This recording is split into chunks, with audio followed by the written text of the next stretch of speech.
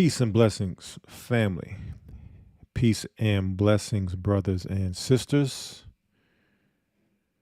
Real quick, let's do a audio check, video check. Let's make sure the audio and the video is coming in clearly.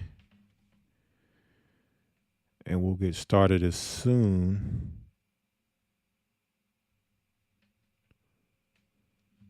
as we verify.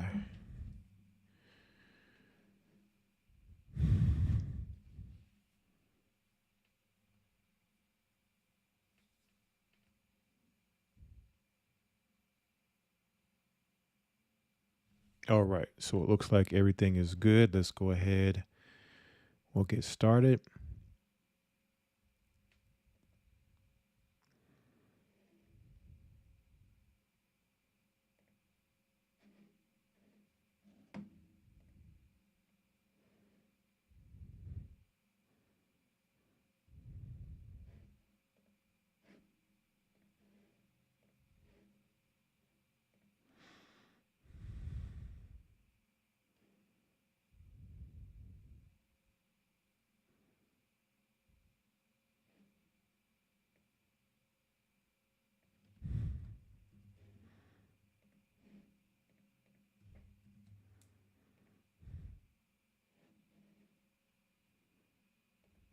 Welcome to Blogtalk Radio.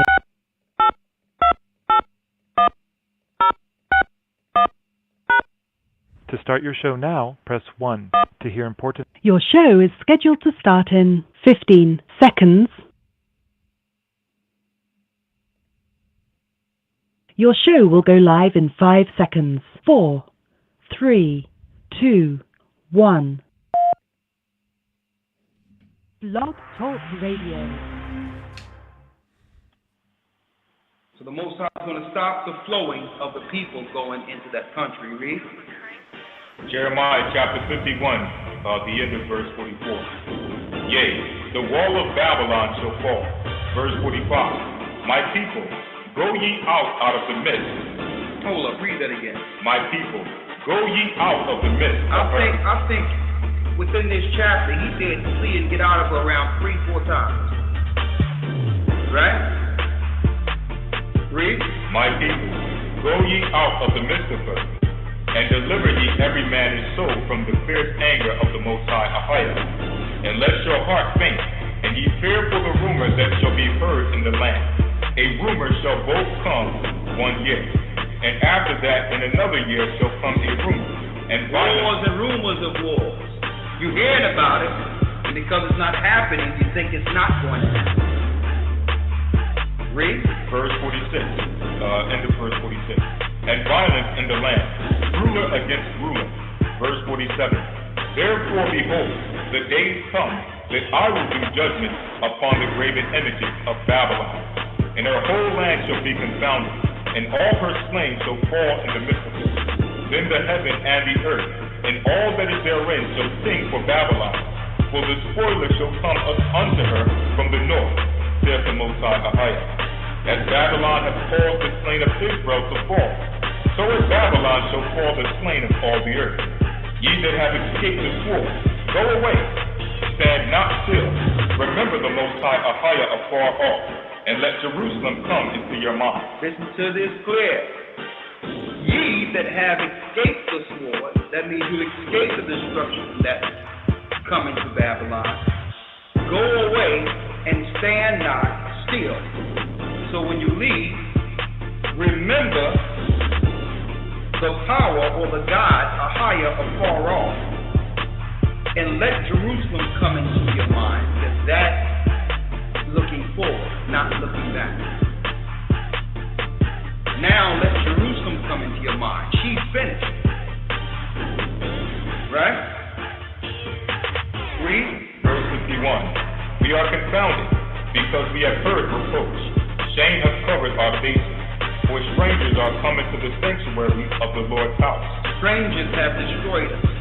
Strangers have destroyed our sanctuary, our belief. They destroyed our understanding so that we cannot connect to our God. They've given us their gods, Baal, Satan, the dragon, Moloch. These are the gods we've been worshiping ignorantly. Jesus, Zeus. Okay, we ain't know nobody named Jesus. Total madness. And then when we wake up and understand these things, we say, well, hold up.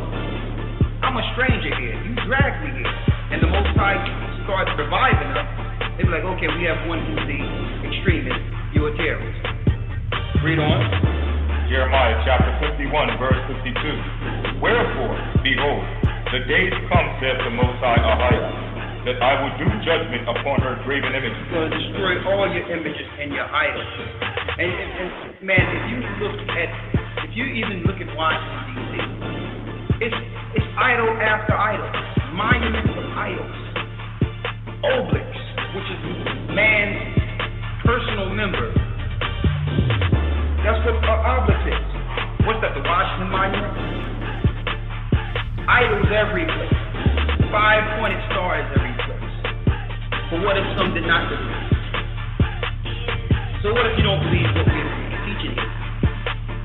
Paul asked, so what if some did not believe? Shall your unbelief make the faith of God without effect? You mean the Most High is going to stop his whole program because you don't believe something? No, you're dead. That's what you are. Okay, his program was before us. And it will be well after us. And that's for the people that's walking out there and say, well, there's wars all the time. There've always been these situations. Every few years this happens. Nothing is going to change. That's a dead man.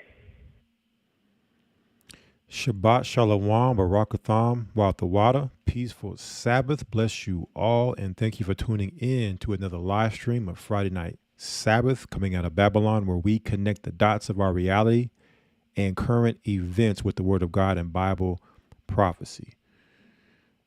All right, I'm your host, Brother Nelder Markarab. It is 7 p.m. Central Standard Time, March 22nd, 2024. Forgot to mention we are here. We are here with the Gathering of Christ Church. All right, and here to discuss 2024 Passover review and the latest news. 2024 Passover review and the latest news. We'll get more of that here in a moment. But first and foremost, got to give all praise, honor, and glory to the Most High God, the Son, and the Holy Spirit, the Godhead, the Elohim, some may know as the Elohim. All right, the Hebrew name for the Father is Ahijah. His Son in the Hebrew is Yeshua, who some know as Jesus Christ, and the Holy Spirit is Ruach in the Hebrew. All right, and so we are here for another live stream, and definitely thankful for being here for another live stream. Also thankful for being here not only for another weekly Sabbath, but coming to the conclusion of the Feast of Unleavened Bread. All right, Feast of Unleavened Bread. More on that here in a moment also. And I pray that you brothers and sisters out there are doing well today, this evening, this week. Those that have journeyed to the Passover, that your journey was safe. Okay, that you've made it safely back to your, to your homes there, or to wherever your destination was, and returning. And a lot to talk about this evening, but we won't be here very long. We'll probably do about 2 hours. And really what we're looking to do for the first hour is anybody out there that has any Passover testimonies for the 2024 year. This year's Passover, which was in Charlotte, North Carolina. If you have a testimony, you see the guest call-in number there. Call in 515-605-9327. Press the number 1. We will take a few calls this evening, a few testimonies this evening, and then followed by that, we will do the latest news, going into some news and things that are happening and that have been going on here in recent days and weeks. All right. And so let me go ahead and just go through some announcements before we get started with our stream this evening. We are streaming live tonight on YouTube. Typically, we are on Twitch, so there may be people over there right now thinking that we're going to segue over to Twitch, but let them know we are on YouTube. YouTube.com/GOCC Southwest is the channel name. You can search GOCC Southwest in the YouTube search bar. You can type that URL, youtube.com/GOCC Southwest, in your address bar of any browser. You can use the YouTube app. You also have the link in the description box below this video where you can click on that and it takes you to this stream. All right. Of course, I gave out the Blog Talk number. It's below me here on the screen for those that can see. If you'd like to call in and give your testimony for this year's Passover, we will go to the call lines here momentarily for that. And we have typically our streams are on Twitch because of the things we discuss. Typically, we can't talk about those things here on this platform, so we usually transition over to Twitch. But I believe for this live stream, we probably will be okay with what we're going to discuss, what we'll be talking about. And so we're here. And but twitch.tv/GOCC Southwest, we are there usually every other week for Friday Night Sabbath coming out of Babylon. All right, so make sure you take that down. It is in the description of this channel for the Twitch if you want to click there and check it out for those who are not familiar. All right, we also have our backup channel. Okay, our backup channel where all of the backup content is stored. All right, our archived previous live streams on Odyssey, odyssey.com/GOCC Southwest. That is also in the description of this YouTube channel. All right, so all of that is here on our YouTube channel. The different ways that you can follow along. We also do our GOCC Fit, all things health, fitness, and nutrition related once a month. And more on GOCC Fit. Definitely have some very exciting things happening and coming down the line when it comes to the things in regards to the health aspect for the Gathering of Christ Church and really focusing in on things when it comes to our health and well-being. All right, so stay tuned.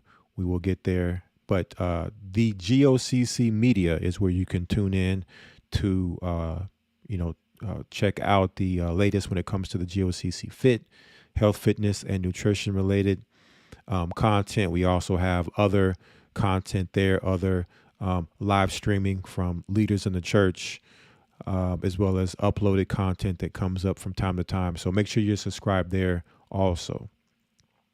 All right. The Gathering of Christ Church website is gatheringofchrist.org. And I believe, let me pull it up here. I was watching the Patreon earlier with Elder Lawyer, and I believe that the website has been updated. Let me see here.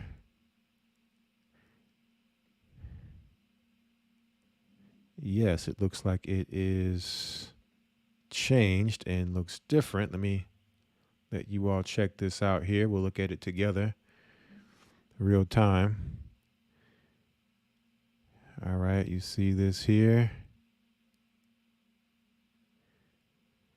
So definitely a different look, but very similar, a lot more clean, streamlined. All right, so this is the church website. All right, you see the academy here. We'll talk about that here in a moment. The Hebrew calendar. Okay, if you would like to get the new Hebrew calendar, you can order that here. You also have the under the church drop-down menu here. You have all the different things in regards to the church, about us, core doctrine, media. You have the community, the business network or the GOCC network here, merchandise store. All right. A lot of different things here. I have yet to really go through all of this and check it out because it has updated. Okay, you see here the church mission. Okay. What the church mission is. Okay, as well as the elders there. And then also the Hebrew and Bible Academy. I believe the next academy starts up. You're looking at toward the middle to latter part of April. I don't have the exact date. Let me see if we go over here, if the date's up already.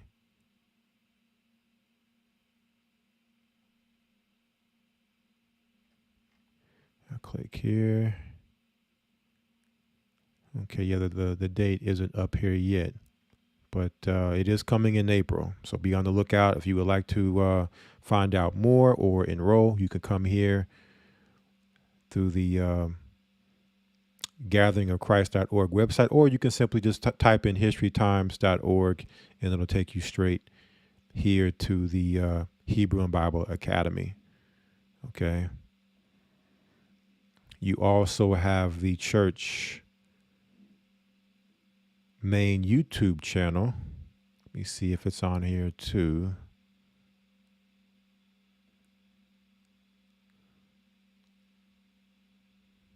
Don't know if you can get to the YouTube channel, but nonetheless, it is youtube.com/agathering144. So make sure you're subscribed. I'll just go here real quick. Make sure you're subscribed to the main church channel so you can get all the Sabbath lessons as well as the Wednesday broadcast. You have the Friday pre-Patreons. You have other random days where live content may come up, or we may have videos that we upload here. All right, so make sure you're subscribed here. We also have the backup channel. Make sure you go to GOCC NYC.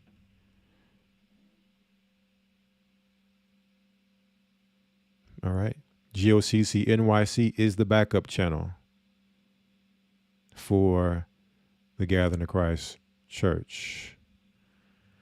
All right. And I believe that is all for the announcements as far as the normal announcements we go through. All right. So let us now go ahead into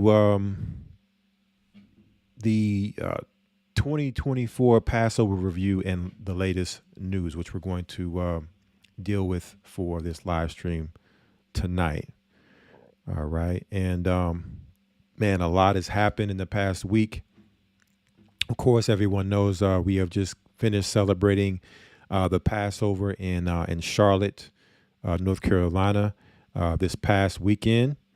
And here I have my my Passover 2024 Charlotte T-shirt on, and it was a sister there that gave this to me. So I don't recall if I got her name, but definitely a shout out to that sister and Thawada for the T-shirt. All right, and yeah, definitely a very beautiful and powerful Passover. You know, man, what an experience. And you know, we'll get to that here in a moment. But I just wanted to circle back around to the, you know, when it comes to the church, we have an upcoming event in Augusta, Georgia, in June, right? And it's going to be a concert on a Saturday, and then you're going to have on Friday a health symposium. okay, a health symposium and health initiative that the church is launching for that weekend. So definitely very excited to be part of that and to start to build the community as far as on the health side when it comes to doctors, nurses, health professionals who are certified, licensed, have degrees, midwives, all those things where we can come together in our community and have when it comes to our health and have our health people that are for the well-being of our community in position to help us out as we go into some very, very trying times and, transitioning, pre-wilderness. And we're gonna need it because we're not gonna have access to the grid without those who receive the mark. Okay, so once the mark has been instituted, we will no longer have access to what we see today with the medical industry. Okay, hospitals and the doctors that are affiliated within that industry will no longer have access to that. So there's a whole lot that comes, coming with that. So just wanted to just briefly mention that to everyone here. I'm looking forward to that. So basically here on Friday nights, we typically like to we do go into some news, but we've been really going into really in-depth lessons on history and prophecy. And so here of late, we've been dealing with the connection of, Judaism and, Freemasonry, as well as Amalek. We've been dealing with that history and prophecy in great detail here lately. And so we will pick back up on that. But for right now, with so much going on, for the next few weeks, we may just come on and just, there's a lot of news that's happening, and we want to make sure that, everybody is up to date with some very important news. Very, very prophetic and powerful year this year, 2024. And, sometimes we may not necessarily be able to hit some of those important news topics because we have been going into, history to show, how do we get to where we are now to explain our reality, all right? Because a lot of the things that are happening now were written, ages ago, generations ago, centuries ago. And so understanding that history as well as understanding the biblical prophecies and reading them, we're able to connect the dots to make sense of our reality right now. All right. And so, in the meantime, while we, get, because there's a lot of work that goes into, studying and bringing that information out. And with so many things happening right now, very, very challenging times with so many things going on, and just coming back from Charlotte and traveling and, being tired and trying to get back on schedule and routine. It's not easy to just, have the time to dedicate to bringing out, getting the information to bring it out. So, but nonetheless, we definitely have the opportunity to do other things. Like tonight, we want to hear from you, brothers and sisters, to call in to Blogtalk to give your Passover testimonies. All right. And we'll do that for about an hour, and then from there, we'll transition over to some of the latest news. Very, very important things happening right now in our reality that we must pay attention to and understand what's going on so that we're not caught unawares. Okay. We're not caught off guard. We're not caught asleep, and we're watching and praying and looking at these things, because at any moment things could go down, and we want to make sure that we are prepared in all forms of preparedness, mind, body, and soul, mentally prepared, spiritually prepared, physically prepared, emotionally prepared. All right. And so definitely very, very important news to talk about as we transition into the second hour. So we'll probably try to go about 2 hours tonight. Still, we are in the midst of finishing the Feast of Unleavened Bread. So, big gathering tomorrow, and a lot of work still yet to be done to get prepared for that too. So that'll, ending at about 9 p.m. Central Standard Time will allow opportunity for not only myself, but also you brothers and sisters out there who maybe have preparations and things that you must prepare for as well to get prepared for. All right, so just giving you a layout. So the next recent weeks, probably making sure that we really stay focused on a lot of the news things that are happening right now. And then we'll start to pick back up with where we left off, our last live stream, the age of worshiping man above God, and going down that rabbit hole, continuing to go down that rabbit hole of how do we get to a place in our time, in this time of history, to where now God has pretty much been moved out of the way, and now the worship of man has superseded the worship of God, and to where now man in all his accomplishments and technologies are being worshiped and looked to, and what God has, everything that he has ordained from the beginning of time has now been moved out of the way, including him. All right, no more worshiping him.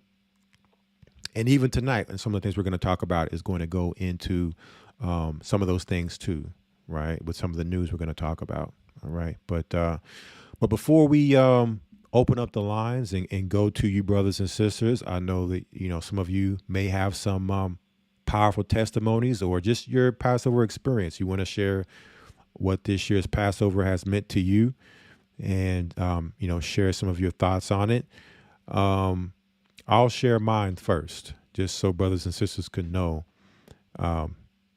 just what all has happened so much in such a short span, such a short window of time. So much has happened. So, and of course, I'm gonna give you all the short story. So there's a lot of things that happen that won't be discussed. But for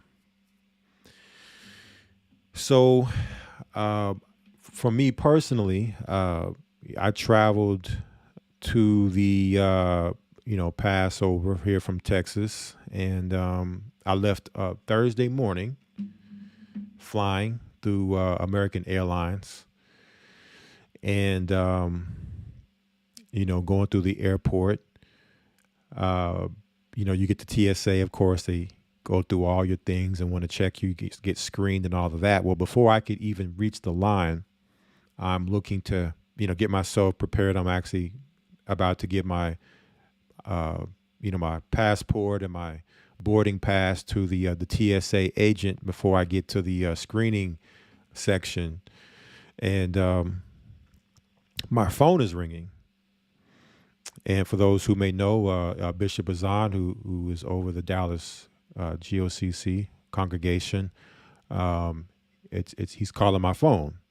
So, I'm thinking, he's probably just calling to check on things, see how everything is going. And I said, okay, well, I'm about to go through TSA, so I can't talk anyways. Once I get to the other side, I'll give him a call back. But then it kept ringing. My phone kept ringing and ringing and ringing. So I'm like, okay, maybe something's going on. Maybe he needs help with something, or maybe, he needs something needs to be addressed. So I finally make it through the TSA screening, and as soon as I get settled, I give him a call back, and he tells me that a brother in the church had passed away not too long ago, that morning. A brother by the name of John Crawford in the Dallas church, and just to kind of give everyone a brief history of John Crawford. I came back to the States at the end of 2018. So that's when I first met John Crawford. He was in the church at the time when I came back, and, I had developed a relationship with him through time. And actually, his wife is a realtor, and the actual house that I live in now, she actually found this particular residential area because it was 2021. So we're coming, fresh out of the lockdown. We're coming at the tail end of it. Things are still chaotic. Things are, the supply is crazy, or actually the supply is low, but the demand is high.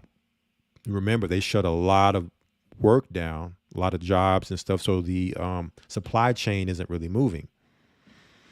And so you have shortage on lumber, you have shortage on cement, you have a shortage on materials and resources. So, and on top of that, you have, people who have maybe homes that have been lived in before. And but there's a lot of people that want to buy homes. So with this influx of people trying to buy homes, because interest rates are very, very low at the time, and very, very low houses being made, houses are starting to, get picked back up with people starting to work again to make houses. So it's very, very competitive. So buying a house at the time was very hard. You're talking about a used home. You had a lot of people coming in to Texas from New York and California and other states where the economy is high, very, very high cost of living, and coming into Texas where the cost of living is more, is lower. And so they have, a $300,000 house here would be, $1 million house or plus in other states. So they could sell their house there and come here, and they have a lot of money to spend for a home, and they could spend $50,000 to $100,000 up front in bidding. So it became bidding wars. It was all about, okay, how much are you willing to bid up front on the house? So basically, you're spending more money on a house than what it's worth. And of course, me, I don't have $50,000 to $100,000 to just drop up front for bidding on a house outside of also still having to buy the house for its regular price. And so you're being outbidded for homes. So she ended up finding a place, the place I'm at now, where they're building new homes. And for new homes, you don't have to bid. It's just first come, first serve. If you have earnest money, you put your earnest money down, and then you can buy a house. All right. So, so I was able to do just that through her help. Okay. And so working with both of them, because he was on the actual financing side of things, he actually was looking to help me get qualified for a loan to buy the home. All right. Didn't end up going through him on the financing side, but nonetheless, she was the one that worked with me through the whole process of actually getting the house and making sure everything was good and through, from beginning to end. So, but this was a brother that good report in the church, very good brother, and so he passed. He had been fighting some health issues, and it was just his time to go. So that's how the Passover started for me.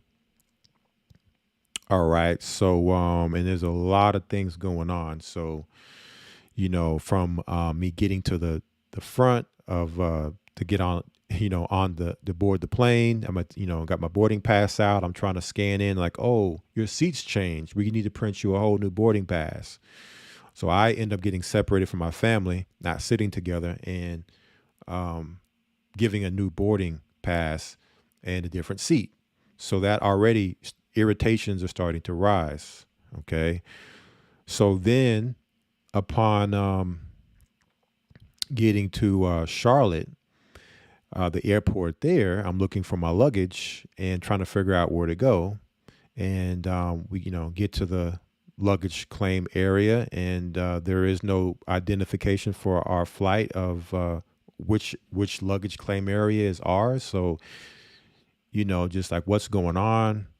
And so eventually just make our way over to American airline desk to see what's going on. Where is our baggage claim?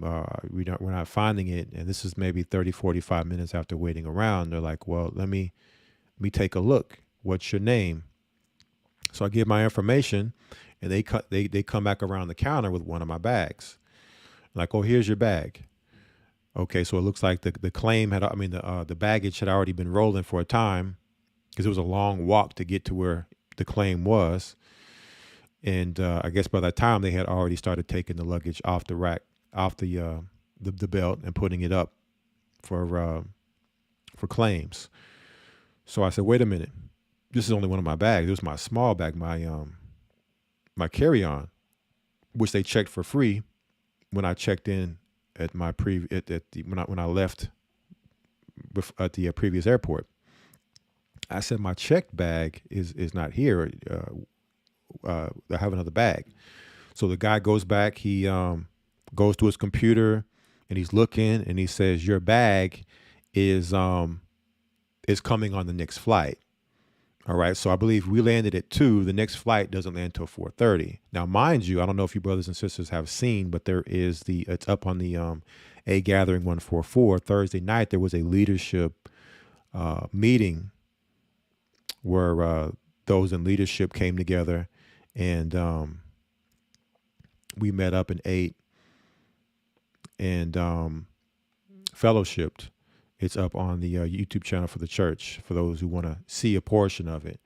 So that was supposed to start at 6. Well, here it is. My bag won't be here till 4:30. That's if it comes, because at this point, I don't know if my bag is maybe even lost, but they're saying it's on the previous flight. So I'm trying to, keep my composure contained. At this point, I'm getting very upset with just how things are going with this airline. And so I'm trying to figure out, okay, what I want to do here. So I said, you know what, and mind you, all of my stuff is on the big bag, all of my clothes for the whole weekend, everything I need to get ready. So, and this is a business casual event Thursday evening. So I can't just show up in what I'm wearing because I'm wearing very, very casual clothes, comfortable clothes.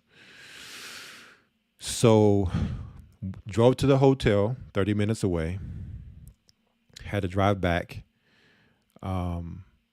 Another 30 minutes. It's rush hour traffic. So now traffic is picking up. It's bumper to bumper in certain areas. Had to pay for airport parking. Well, fortunately, my brother and his family were flying in on the flight after us. So I was able to reach him and he did secure my luggage. So at least, okay, I have my luggage. I told him just to hold it there. I'll be there in a minute to grab it from you. So get back to the airport, get my luggage. And so now I have to travel back to the hotel. And really what it did was put me 2 hours behind schedule. So with the leadership meeting starting at 6, which, mind you, I've been waiting for an event like this since, 2019's first Passover. We talked about having the leaders get together on a Thursday night, because really what it comes down to, family, is us as leaders. It's very rare that we're all together in the same place at once. Most of us, we may see each other here and there, but it's never a whole group, the whole group of us there. So this is an opportunity for us to come together, continue to build the leadership of the church, to bond. So Satan doesn't want that. Okay. Satan doesn't want strong leadership. He wants to do everything he can to keep the leaders from coming together and being solidified and unified in the spirit to be able to guide the Most High's flock, right? So I'll get there 2 hours late. So it's 8 o'clock. It only lasts till 9:30, and I hadn't ate all day, right? On top of to make matters worse. So I get there. There's not really any food there. It's all been pretty much eaten up, and so that just adds to the frustration of being hangry. Hungry and angry at the same time, right? So I'm trying to just, again, keep my composure. I see the devil operating in his signature, the whole time and trying to, it's a joyous time of the year and doing everything he can to disturb that spirit so that you come in and you can't be there to partake in the joy and the blessed spirit that's there during Passover. Right. So fast forwarding, I had some other issues at the hotel, just things that the devil does, that just darts he throws that just irritates you, just some bad customer service experience at the hotel I was at. Fast forward to toward the end of the trip, had a bad experience with the person I was renting my car from as I returning the car to get ready for my flight.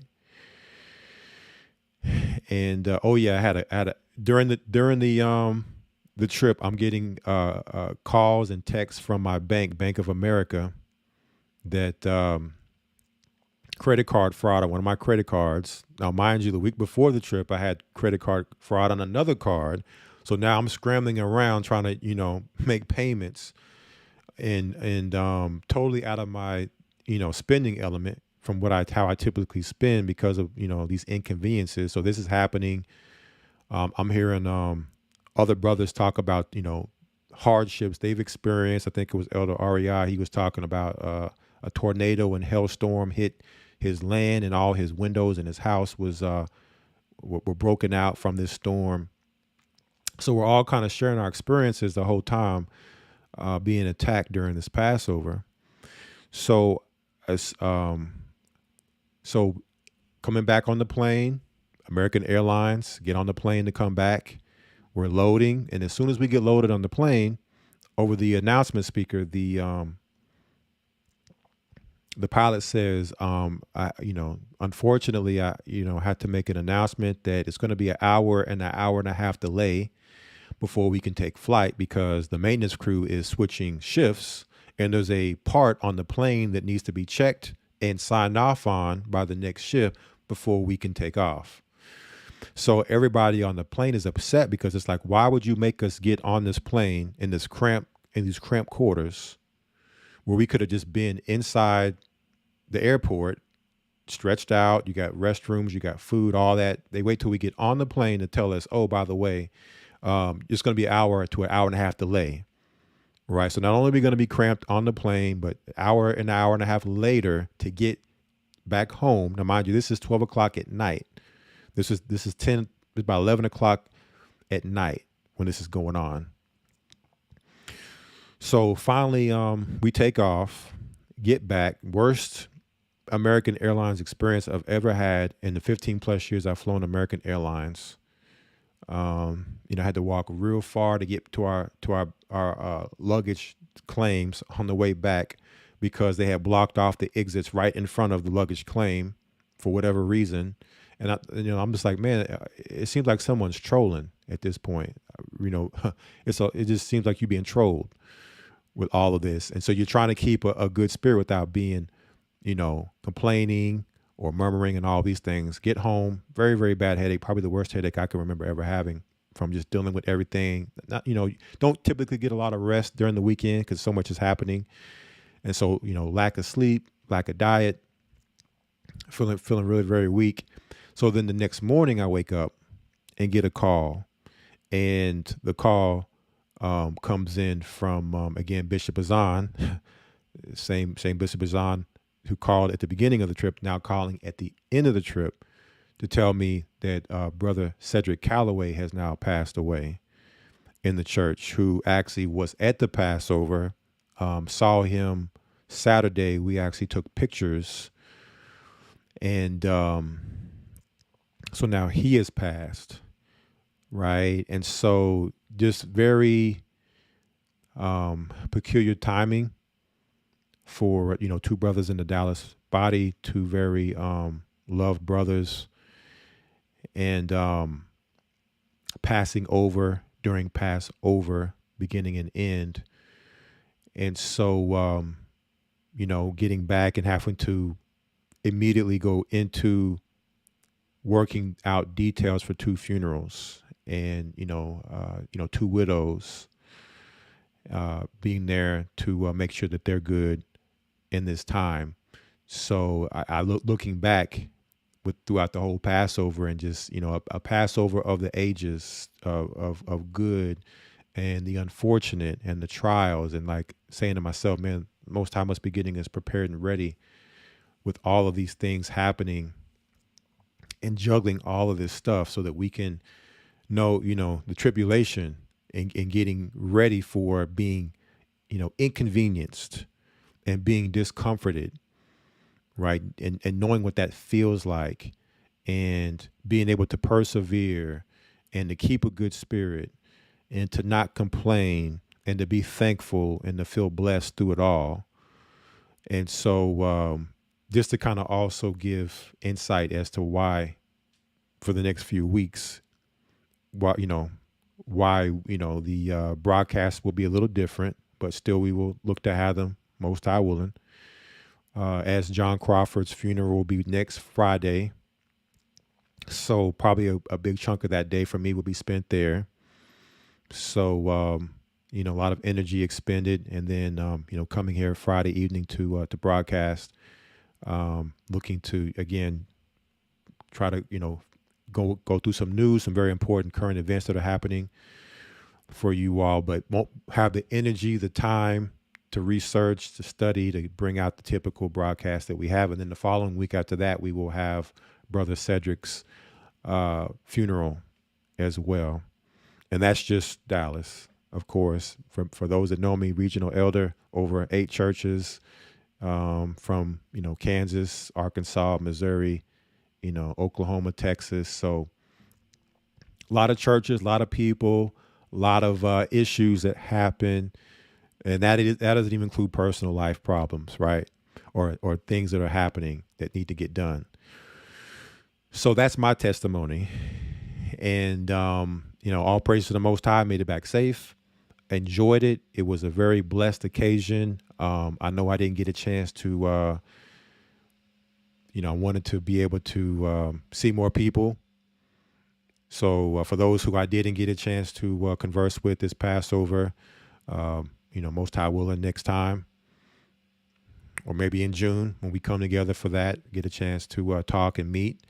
For those who I haven't met, for those who I do know and didn't get a chance to talk to, take pictures with, or whatever the case is, looking forward to the next time. But definitely blessed to see a lot of old faces, some faces from the past that haven't been around that have come back. Definitely glad to see those. Just the whole Passover, what I could say is, it was one of the most efficient Passovers as far as the way the church organized it. So I got to give a shout out to the administration, the administrators, and the work that they did to organize it the way that they did, having the bracelets given before getting there took, I think, a huge burden and a lot of time, very efficient on time so that you could come and, enjoy Vendors Day more. You see what I'm saying? And so the play, 30 minutes, it was quality. It was great. We had performances on Friday night, performances on Saturday night. So the performances were split up. So it was just the right amount of everything. It wasn't overkill or too much to where, going through the weekend, you're very tired from lack of sleep and travel and just trying to make it through the weekend. So I think it was just the right amount of everything. And so, again, shout out to the elders, the leaders, the administrators, the wives of the elders, the leaders, and of course, all the brothers and sisters who were there in attendance to make it what it was, to bring your energy, your positive vibes, your spirit, your excitement, all of that. And, really ultimately through it all, I look at, the Most High bringing us together and drawing us closer as we get closer to the end, because, as we go through these trials, we're going to need each other. We're going to need to be able to, have that familiarity so that we can endure when everything doesn't go right, when offenses happen. Maybe somebody's offended or upset about something, that we can work through it, because everything's not going to go right.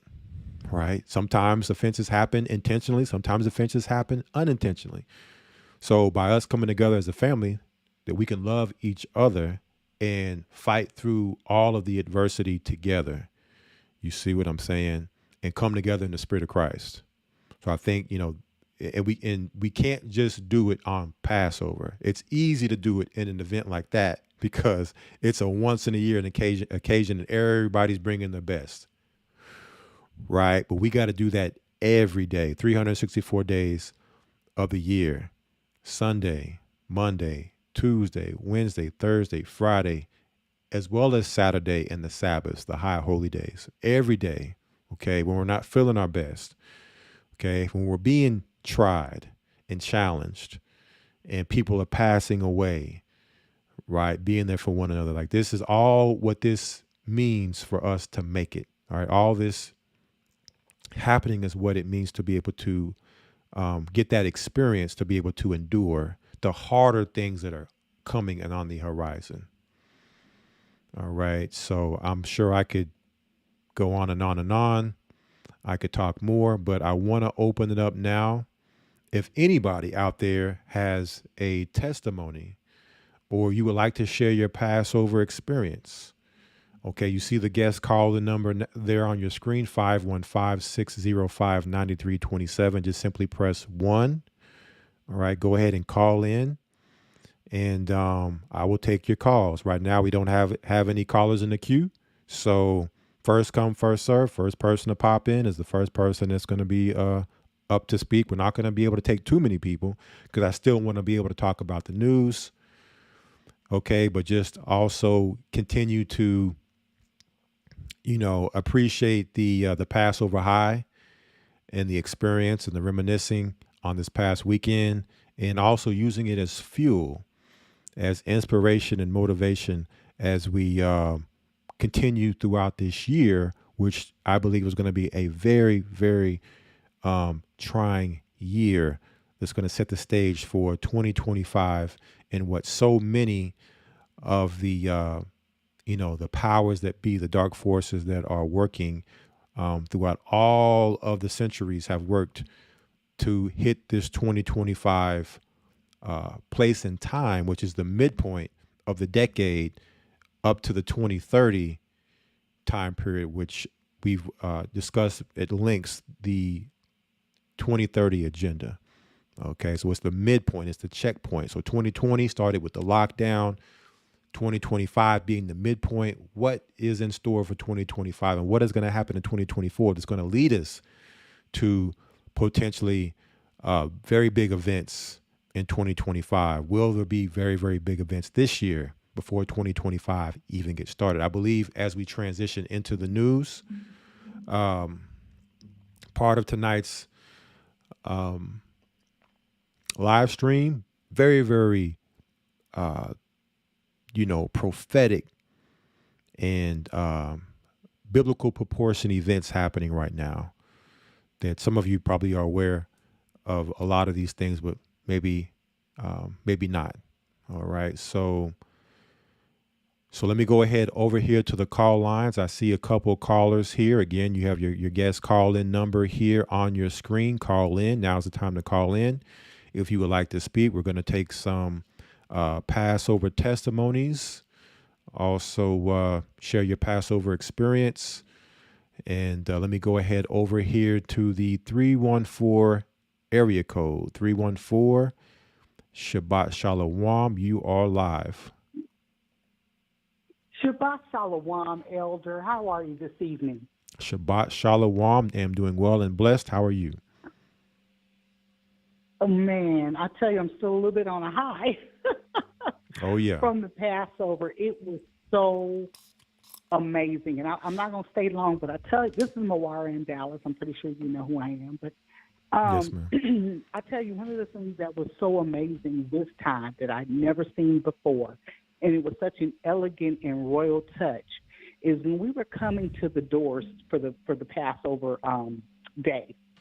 First of all, we had all the brothers and sisters there who were, going to check everything, the security checks and everything. But they were, hey, Shabbat Shalom, everything like that. It was very, very festive and everything. But when we came through, there was this long corridor, and it was lined on both sides with just, very well-dressed, in-order brothers.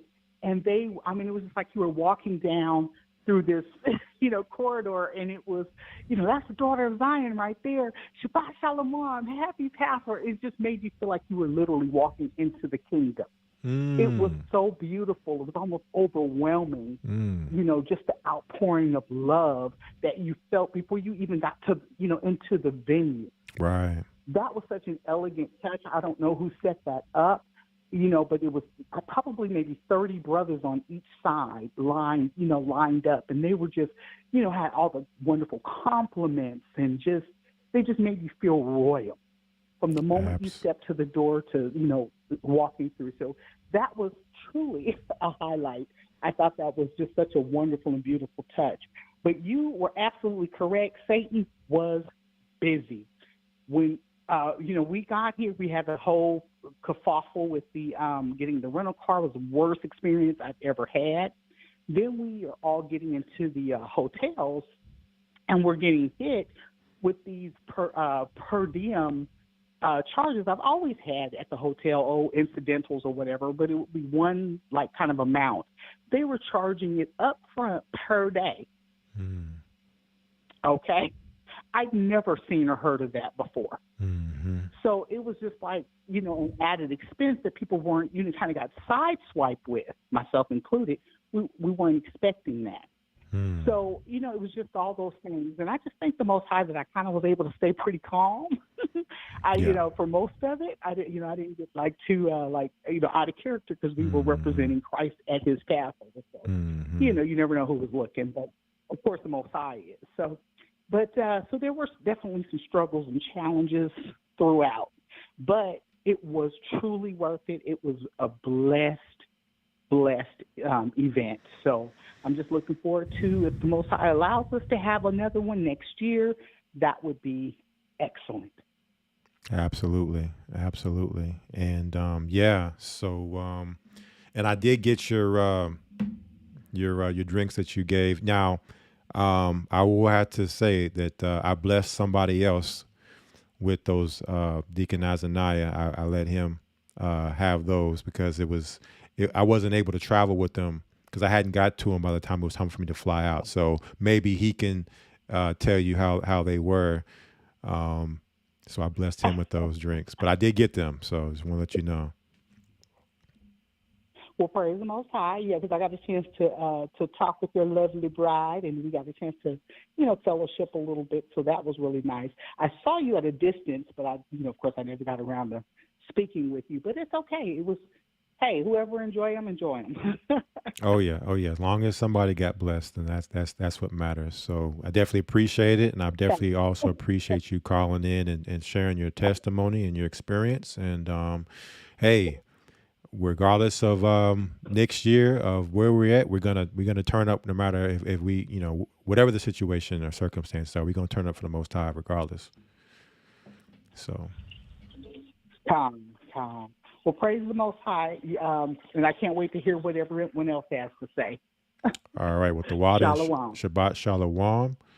All right, let me go over to the next caller here. We got one more caller. So again, if you would like to speak after this caller, we have no one. You'll be up next. We'll take a few testimonies before we go into the news and try to get wrapped up by about 9 p.m. Central Standard Time with the testimonies and the news information we're going to go into. All right. So let's go over to the 216 area code. 216.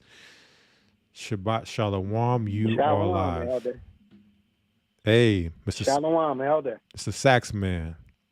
Shabbat Shalom. How's it going, man? Oh, hey. There's something just to talk to you, but come over there and give you a hug and say, hey, what's happening, man? Oh yeah. I seen you. You were busy. I didn't get a chance to talk to you, but I did. Definitely saw you doing your thing. Y'all got down. That band was, boy, y'all were tearing it up. We was working on that for like 6 months, man. Man, we was reading sheets, like we was in the studio, man, reading music, and playing and stuff. And it was like, it's like I said the other day, man. When we struck up that song, man, it's like Holy Spirit dropped down big time, like a hammer in there, man. Yeah. It was on then. It was like we on a one-way train and we flying, man. And it was so beautiful to feel that, Yes. And the people so happy and stuff like that. And, it's just one thing. When we were playing and stuff, and it was like for the supper and stuff, I got one swallow of food, then I got to get on the stage. Right. Oh, yeah. Y'all working. Y'all working hard. Yeah, we was working hard. We was having some fun up there with the guys in there, Mike and Torrance and all those guys. I love them guys, man. They really nice people to work with, and we got along. We practiced like when we got there, and I got out of the car, I went over there, man, and practiced like 6-7 hours. And the next day, I practiced like 12, 14 hours in a row, man. Man. Then we went there again on Saturday. We went there to practice. So Man. we practiced, man, like almost a day. Yeah. So we was in it. You know, I like the one that show that the young man born from Levi he made yesterday. That was beautiful. Yeah. You know, right. on this show there for the GOC. Oh yeah. But all of y'all do a great job, man. You know, the elder started off Tuesday, then the elder retired, and then born in Levi, and then you, and then then top it off the academy, man. It was nice to see Elder Shabbat too. I got to talk to him and laugh. I was told him, I said, you the Walter Cronkite of GOCC. He got laughing at me. I said, keep on bringing it, man. You know, I could see him and Elder Lloyd when we was playing the horn section. I could see him. They was enjoying themselves, and you was too. Oh yeah. It's different when you got horn section. It's different. We give Earth, Wind, and Fire a run for their money. We had 17. They didn't have 17 musicians. Man, yeah, y'all. You know, man, but yeah, y'all were tearing it else. up. And I appreciate That's it how we got to keep it like that. Yeah, because I appreciate it for us to be able to just be able to sit back and just enjoy the melody and the performance. We could just sit back and just soak it all up and just it's beautiful. All that time y'all spent hard work. And yeah, June, definitely looking forward to see what y'all got in store for us. Yeah, we worked all year really. We really started working like 6 months before the Passover. Then we got together, we put it all together. You know, just like a well-knit oiled machine. You know, I'm sure the reason why they got mad because they want to give a copyright strike because they know they can't do what we did. We did it live. Oh yeah, not in the studio. We did it live. Hey, the devil was hating all weekend. He was hating all weekend, but didn't stop anything. He's trying to stop me from coming to the Passover. Yeah, I heard you. Told me stop practicing. I had cramps all through my body. Yeah, I heard you Wednesday night. I went to the doctor and they said they take it. Yeah, man. I know that's the Most High God. He just rewarded me by being faithful and didn't give up. Just went down there and did what I had to do. Yeah, that was him. Just stay faithful. That's all I say. Just stay faithful and do the course because it's gonna get rougher. It's gonna get rougher. I can see it. Well, all praises. Talking to me about the election. I said, "You sure it's gonna be an election?" I don't know. Right. Oh yeah. I don't know about that. Right. You gotta take one day at a time and act like Christ coming back the next day. That's how I take it. I don't know what's gonna happen tomorrow. Tomorrow got his own trouble. He said it better than me, Christ. Well, hey, all praises. Glad y'all I'm gonna let you go, brother. Yeah, I'm glad y'all. It was nice to see y'all, man. It's beautiful. Yeah, I'm glad y'all were able to do y'all's thing, and good seeing you. And I look forward to seeing you. If I don't see you before June, I look forward to seeing you there. You see me in June, okay, brother? Yes, sir. Shabbat shalom. Barakatah. Shabbat shalom. All right, let's go to the next caller. We got the 216, another from the 216 area code. Shabbat shalom. You're live. Hey, Shabbat shalom, Elder. Glad to see you made it back to Texas safely, based on everything you said was going on. Oh yeah. Hey, all praises to the Most High. Hey, you made it back. You were there. Yes, sir. Yes, sir. And I'll give a little bit of a different, kind of on the heels of Brother Allen that just called in, and even like the sister, and you talked about the trials. I was having all kind of major issues prior to the Passover, a lot of stuff going on in the personal life. And so the Passover actually was the opposite. It was the smoothest, best experience I had going to Passover. I was renting a minivan because I do some vending, and then I go to get my minivan. They say, well, the minivan isn't ready, so they upgraded me to a Grand Wagoneer top of the line, $116,000 vehicle, massaging seats and all kind of things like that, running boards that flip down when you walk up to it and so forth. So the guy, I was just having a casual conversation. He's like, you know what, man, the car isn't ready. How about I just give you this? Do you want that? I'm like, yes, sir. So we had an 8-hour ride. So versus the minivan, it was like I was floating on pillows, getting a massage with heated seats, going all the way down. Then, I do the vending, but I'm part of the network, but I'm not like a real business person. I'm part of the network because I sell things to our local body.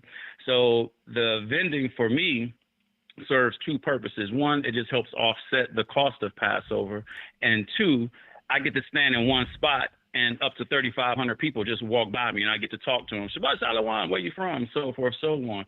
So this year ended up happening. Usually we sell some stuff, it's enough to always pay for the table. But this year we sold everything we had.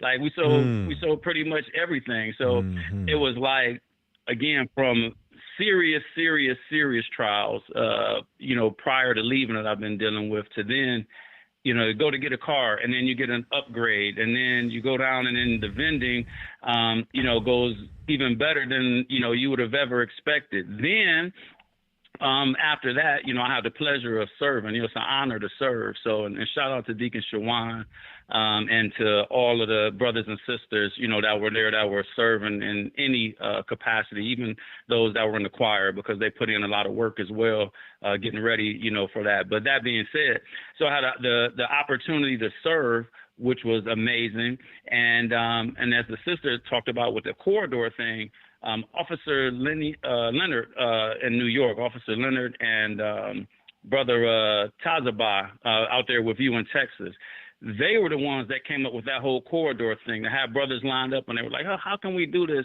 They were the ones that actually came up with getting everybody lined up, throwing the brothers in the middle, having everybody greet everybody and so forth. And so it was just refreshing. That's why I called in when I heard the sister say, it was beautiful how they did that and how did they set up. It was totally in the spirit. Officer Leonard and Brother Tazabah just came up with that off the cuff, and it went off like a hitch. And then, like I said, it was just a wonderful experience for me. And then here's the crazy part. I said I had all of the trials before I left, went down there. Everything was wonderful, went beautiful, better than expected. Driving back up to Cleveland, and 70 degrees when I left Charlotte. Temperature said 29 degrees when I pulled into Cleveland, and I drove into a blizzard. So the tribulation came back and was waiting for me when I came back home. But Passover, man, what a great reprieve, and a great couple of days to be with the body, the Most High, the Holy Spirit, and to just step away from what was happening. And like I said, a total 180 from the luggage issues you had and so forth. It was amazing, and looking forward to next year as well. Yes, sir. Yes, sir. Well, definitely the water for calling in and sharing that with us here this evening. And may the Most High bless your Sabbath and the rest of your Feast of Unleavened Bread. You as well. Lahai Barakadam to all of the family out there. Shalom. Shabbat Shalom. Shabbat Shalom. And yeah, that's another thing, is that it was so much support. I mean, everybody was selling out of all their stuff. Like, if you didn't make it there early for Vendors Day, and by the time you get around to the table, it's all gone, right? So it's good to see us supporting one another, and that's what's lacking in our community, is that, in-house spending amongst one another and keeping the money within our community, right? And that's what they don't want. They don't want us spending amongst each other. They don't want us offering products and services that are ours. They want us working for, what they got, and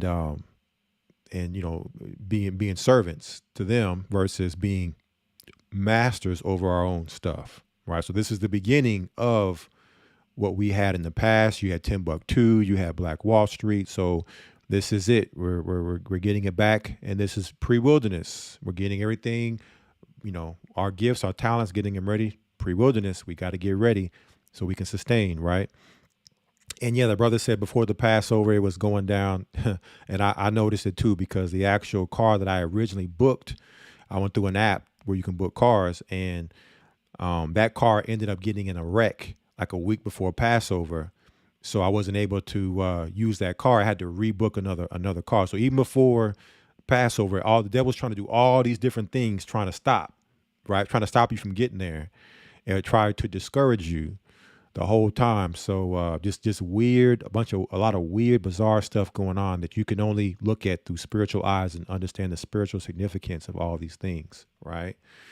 So let's go to our next caller. We have the 347 area code. 347 area. Shabbat Shalom. You're live.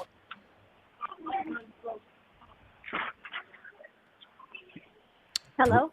Shabbat Shalom. You're live. Shabbat, can you hear me? Yes, hear you loud and clear.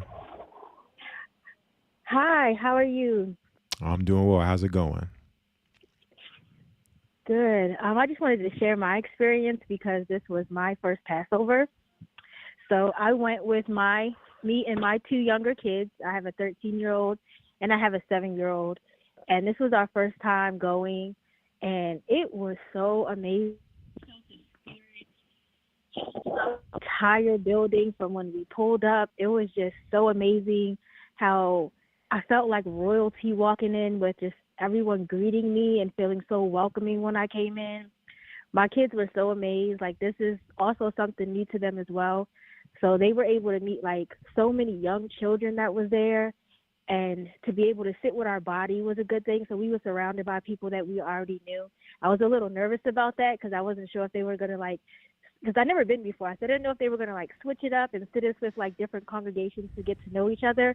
But it felt so good to just, as soon as I'm walking up, everybody's like, hi, remembering me from the body, and just sitting with my body was just a good feeling as well. The play, it sparked so many questions for my kids, which I really, really appreciated, because I still am having trouble with introducing this lifestyle to them and just getting them to love and be in the truth wholeheartedly. So them seeing so many people just loving this walk, and the vibe was good, and they were feeling that and understanding that it's not just us alone, or not even just our church, it's all over the world. And them seeing that, and also them seeing the play, it made them question about who is that, and what are they acting out, and what are they speaking about, and so it was really good because my kids were able to to just talk to me more about it. So when we went back to our room, and we were settling down for the night, we were just having so much conversation. We didn't go to sleep until 1, 2 in the morning, because we were just talking about the Most High and talking about the Passover and talking about the play, and just having so much conversation about it. And it just felt so good because I talked to my kids a lot about the Most High, and of course we pray, and when after services, we talk about the services, and I ask them what they know and what they learned and what did they feel when our deacon was speaking. But that was just a full night full of conversation, and it just felt so good. The vibe was so good, even from people that I didn't even know, never met a day in my life. They welcomed me like they knew me for a lifetime. And that is it just felt like I just knew, I knew them. It just felt like I knew them. And I just can't wait for the next holy day, and I can't wait for the next Passover. It just makes me want to grow from this Passover, just like Elder said, from just judging myself from this Passover to the next. And even though I wasn't dressed in some of those garments were just so amazing and so just beautiful, and I wasn't even dressed like that. No one made me feel like I wasn't dressed to impress. I had on just my I had on basic stuff because I didn't really know how to come. I wasn't really sure.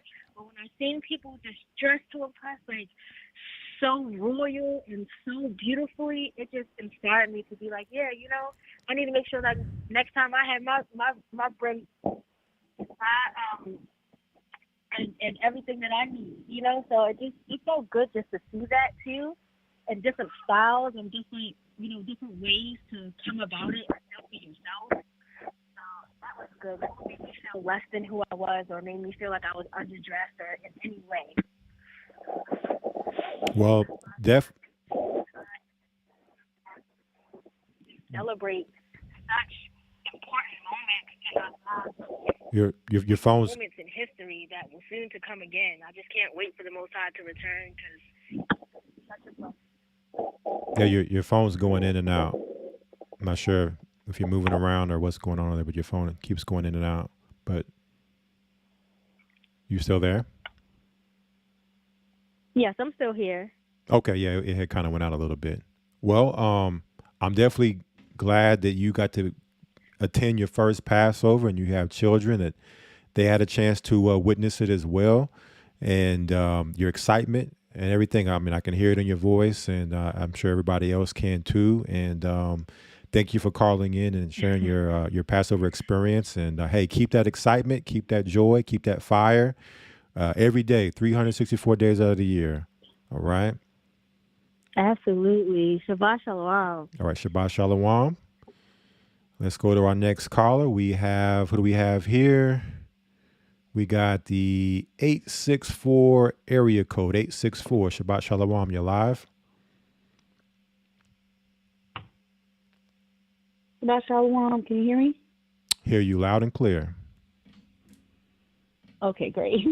It's Sister Maria with the Atlanta body. It was such a pleasure to meet you at Passover, Elder. And I really thought that nothing could beat my very first Passover, which was 3 years ago in Philadelphia. It was just amazing, but the spirit was so high. Seriously, I about teared up like all the time, just seeing our people. It just felt like a royal family reunion, and just imagining what the kingdom would look like. Streets paved with gold, and our people in this, and it's all. It was just amazing. I mean, words really, I can't even really put it into words. Just like the first young lady who called in, it was really crazy how the hotels have gotten, because usually it was like, oh, it's just $100 deposit, for incidentals, but to be $100 a day each day you're there, and then you may not get your money. I was saying in the chat, I just got my money back like today, and I'm like, okay, so you held $300 for this long period of time for what? And then at my hotel, I had to pay for $45 a day for valet parking, which we only use it twice. When we needed to leave, they got our car. Then when we came back, they took our car to park it. So I'm like, really, $45 a day just for that? So it's like, it's fine. I'm not even going to think about it. It was just a blessing to be able to fellowship amongst my people. I mean, I really wish I was able to see a lot more of those that I feel like I have a relationship with in the chats and everything. Looks like I was just chatting with Sister Nafisa from our body. I'm like, yeah, we're going to have to make like some name tags and have it big. One year I actually had made one up, but I forgot it. Today, this is my screen name. that would definitely help me out, because I'm horrible with names. And so if you could have like your birth name and then your Hebrew name, and then below that your screen name, so I could see all your names. I could try to keep up. Yeah, if I'm not saying your name 100 times, I'm not gonna remember it. I remember faces, so yeah, that's a great idea. Name tags would be great. One day I'll get my Hebrew name. I'm waiting for my husband to think of what that should be. So, can't wait for that. But it was absolutely just double honors just for all your hard work and dedication. And I'm truly sorry all that crazy stuff happened. But we know that the devil, he can be busy, but no impact. Well, we count it all joy and glory and tribulations, but the water, and definitely good to meet you and see you again. And thank you for the support. And hey, keep it going, keep that energy going all the way to the kingdom. Let's get it. We're gonna endure to the end, and most definitely pray that I see you at the June Truth concert. Most High will. All right. Well, Shabbat Shalom. Shabbat Shalom. All right. Let's go to the next caller here. We have the 704 area code, Shabbat Shalom. You are live. Shabbat Shalom, Elder Martin, everybody. This is Sister Hassaf. Shabbat Shalom. I just wanted to say that I really did enjoy this Passover this year, especially since I haven't been able to make the last one. So it being in my city was definitely a blessing for me. And getting to see everybody from the different congregations and how everybody was dressed and just the spirit of love, honestly, because just in the world, that's not something you get to experience. And it was a little bit overwhelming for me going back into Passover and seeing that and experiencing that again. I definitely felt welcomed, and I definitely felt like I said, it was just very genuine. And walking into the corridor and everybody greeting you and stuff like that, I really did need that. It definitely charged me up, but I would say that I definitely got attacked as well before and after, couple weeks before actually, but I would say you definitely wouldn't be able to tell that anybody went through anything being there. So that was definitely like the spirit of the Most High, and definitely carrying that experience with me. So I appreciated it, and I just wanted to say that. Yes, ma'am. And you said you're from Charlotte, so it was in your hometown, right? Yeah, and that was a blessing as well, because that's part of the reason I haven't been able to go. So it was like 10 minutes for me, so that was a blessing as well. That must be nice to have it in your hometown. And I enjoyed Charlotte. I believe I've been to North Carolina before, but I can't remember. When I was a kid, I can't recall if I've been to Charlotte. But I love the city. It was a nice city, beautiful city, beautiful place. I could definitely see myself living in a city like that. And the venue was great, great hospitality from you all, and there were familiar faces I was looking forward to possibly seeing. I think yours was one of them. Didn't get a chance to, but next time. But definitely thank you for the white carpet rollout there in Charlotte for us to come and come to your city. Yeah, I think I did see you, but I just didn't get a chance to speak. So, yeah. Yeah, it's a lot of people. There were so many people. Yeah, but that's pretty much all I wanted to say. Well, the water for calling in, and bless your Sabbath and the rest of the Feast of Unleavened Bread. Bless you. Same to you. Rock it off. Shabbat Shalom. All right, got a few more callers here. Let's try to get through these calls. We got another from the 864 area code. Shabbat Shalom, you're live. Shabbat Shalom, Elder. Can you hear me? Loud and clear. All right. Well, Shabbat Shalom, Elder. First off, I want to thank you for all your hard work, and thank all the other elders and all the others in leadership for everything that they do. This was my first Passover, and I fairly enjoyed it. All praises, all praises. Yeah. It was my son's as well. It's his first Passover as well, man. It was truly a blessing, man. As soon as walking in there, first off, vending was amazing. Just, all of us being in there together and just serving one another and just keeping it within Israel, man. It was a beautiful sight. It was a beautiful sight walking in and just seeing everybody. It was like the biggest family reunion ever. It was amazing energy, and I still feel hyped up. It lifted up my spirit so much. I feel recharged. I loved it. All praises. Glad you enjoyed yourself, and hey, next Passover, let's do it bigger and better. All right. Con. All right. Well, bless you and enjoy the rest of your Feast of Unleavened Bread. Shabbat Shalom. Shabbat Shalom. All right. Let's go here. We got four more. We're just going to take four more.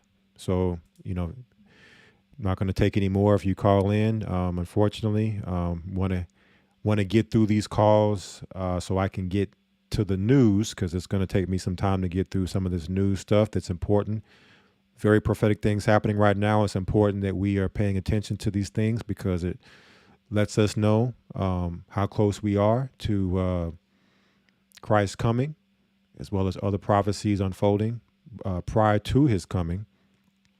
667 area code. Shabbat Shalom, you're live. Shabbat Shalom, Elder Ramar. This is Sister Dave from the DMV. Shabbat Shalom. This was actually me and my husband Zach's third Passover. My mother's first Passover. We had we had a few challenges coming there, but all praises, we made it there safely. When we got there, had a little problem with my paying for the hotel room, but luckily my mom she's one of them people that had multiple cards and all that stuff, so we was able to get our room with the down deposit and everything. But it was a blessing where we stayed at, because we was like literally 15 minutes away from the vineyard, so it wasn't that bad. And it was our first year vending, actually, for me and Zach. Some of the challenges was trying to get my husband to make his jewelry, and he's actually the guy that was sitting there making jewelry as people were walking by. So I've been telling him before Passover, you got to make jewelry, you got to make something for the people, you got to make something. But he said he just kept feeling like he was attacked. He couldn't get nothing done, so he ended up bringing 4 pieces. But overall, when I walked into the vending, me and him walked into the vending, I just couldn't help but smile and feel like I was at home. And I just took my card out and I just started going shopping like no tomorrow. Like, today is Christmas for me. I'm going shopping. So, and then I just linked up with people that I already knew there, Humble Homestead, Judah Ware, and then I hugged some of the elders, and my mom was sitting around and like, this is what y'all do? I'm like, Mom, this is every year. This is like since we've been going, this is how it's been. And she said, oh, this is so beautiful to see all the tribes come together, and it's nothing but love in this room. Like, I said, well, that's what I'm saying to you, Mom. How can anybody be mad? Like, even if you came there with issues, it erased once you got there. And I just felt the Most High there with us, and the love in that room was impeccable. Like, then when we get to the Passover, it's even like that Friday evening, that Friday, everything was just a blessing. And that Saturday, looking at everybody coming in, I mean, I just thought about Elder's song and Bishop Amar's song, Drip.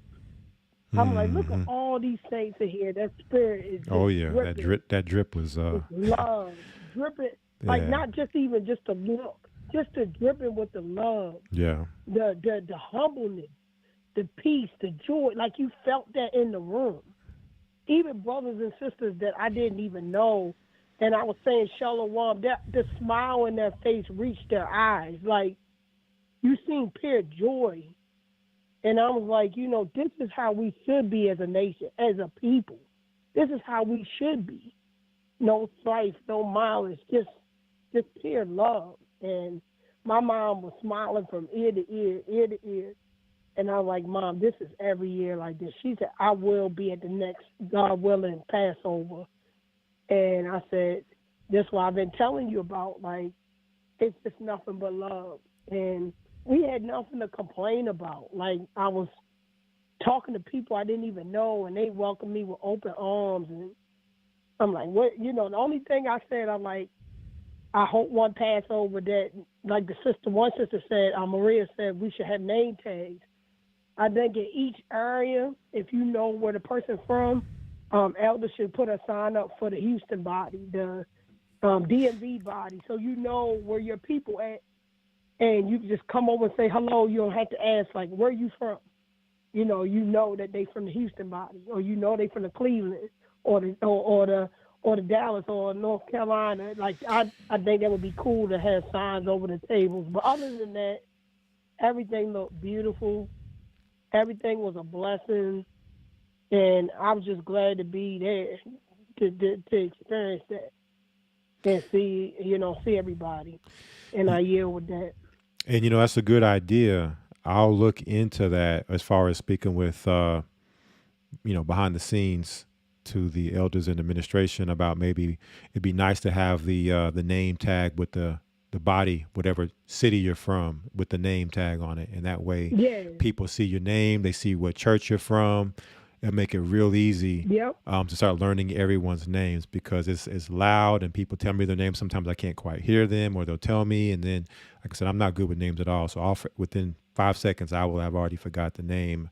So just so it can hopefully stick with us and we can know each other better. Because, for us as leaders, it's easy for people to know who we are because, you see us and you know us. But for us, it's hard because there's thousands of members. And if we're not talking to you on a consistent basis, it's just a lot to keep up with all the names. So, but definitely thanks for calling in. Glad you enjoyed yourself. And like I said, let's keep it going all the way to the kingdom. Okay. All right. Shabbat Shalom. Shabbat Shalom. Let's go to the next caller. We got the 979 area. Hold on. 979 area code. Shabbat Shalom. You are live. Shabbat Shalom, Elder Ramar. This is Brother Dawada with the Bryan College Station congregation. Brother Dawada, Shalom. Yes, sir. Yes, sir. Just wanted to share real quick about the Passover experience and really how each year is just getting so much better. This is actually my third Passover experience, and the organization from top to bottom, the ushers, the security, the choir, all the hard work that was put in on each side it's really growing and getting better each year, and I thought that was amazing to see. Mainly with the Passover, I feel that this one altogether, if it didn't already, this was the most inspiring. Like, this one really should have, inspired people to really want to do the work. You had the young man that get up there and say, what does he want to do? He said that he wants to do this work, and I'm like, man, that's a babe. That's a child. Saying he wants to do the work. So that's really inspiring altogether. And then knowing some of the things going on with the people you labor amongst, their perseverance, people lose, deaths in the family, still getting up doing the work, whatever the case may be, and seeing them persevere and do it in excellence at that, is just very inspiring. Also seeing the leaders, the leaders that got newly promoted to deacons as well, that being on the broadcast. So it's just showing, growth, perseverance, and just really wanting to get up and do the work. And I think that's the most important thing that I took from it altogether. And, with the lessons that Ricard went into Friday and Saturday, just dealing with, no excuses. There's no excuses at all for why we shouldn't excel and be the best that we can be in Christ, And, altogether I'll yield with that. All praises. Well, definitely, everything you said, all praises to the Most High. Thankful for it. Thankful for you as well, my brother. And keep, like you said, with the young man saying he wants to do the work, I'll tell you the same. Keep doing the work. And let's get this kingdom. Yes, sir. All right. Shabbat Shalom. And see you soon. Shabbat Shalom.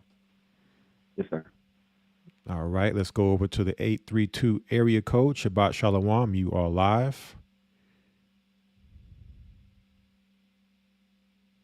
832, last four digits, 2143. Are you there? If you can hear me, I cannot hear you.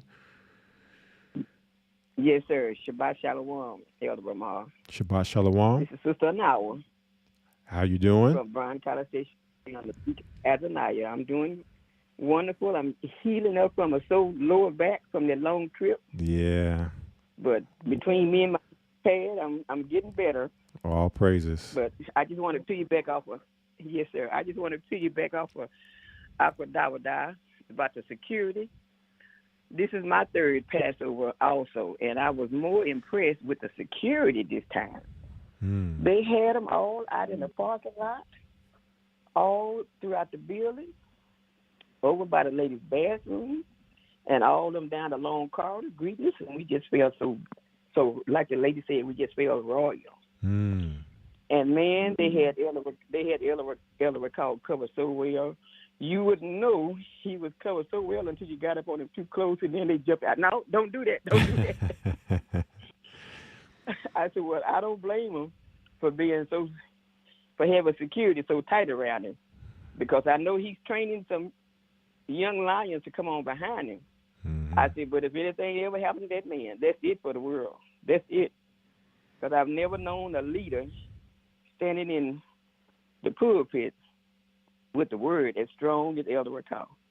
And I did manage to get a picture with him, and I didn't know it until I got back to my seat. And I was going through my pictures. I said, I did get one picture with him. And I told him, I taught him on the shoulder. I said, man, you look just like my daddy. He said, probably the eyes. I said, the eyes and the skin color and everything, the hair and everything. He's so much like my daddy. But I just wanted to call in and share my experience with the security and the joy that I feel being among so many beautiful people, and all the beautiful royal outfits make me want to pull out all my sewing machines and all my patterns and all my accessories and get busy and make some more beautiful outfits for the royal family. Well, hey, just like we talked about, get them hands ready. Yes, sir. Get those skills ready, because we're gonna need it. So I will. So it's coming. All right. Keep me in mind. Yes, ma'am. Yes, sir. And I was impressed with your family and your sweet little wife. I was so impressed. All praises. May the Most High bless you. May the Most High bless y'all and keep all of y'all, and the water for everything y'all do. Likewise, the water, all praises, and Shabbat Shalom. All right, let's go over here to the 612 area code, 612, Shabbat Shalom. You are live. Shabbat Shalom, Elder. Can you hear me? Loud and clear. Oh, I just wanted to say I had a chance to meet you and your wife. You are very humble people. It was really loving. Everybody was very loving and beautiful. Like you said, the fiery dots came. They came before I got there and while I was there. But, you know, the Most High kept me grounded, and I'm grateful, and I felt safe. I felt loved, like the sisters are saying, about people that I had never met in my life before. But it was a big family reunion, and I'm grateful. And that also was my third Passover. So I was just calling in to just say thank you to everyone. Well, all praises, and thank you for calling in. May the Most High bless you. Enjoy the rest of your feast. Shabbat Shalom. Shabbat Shalom. All right, last two. We're going to get through these last two right here, and then we're going straight to the news. All right.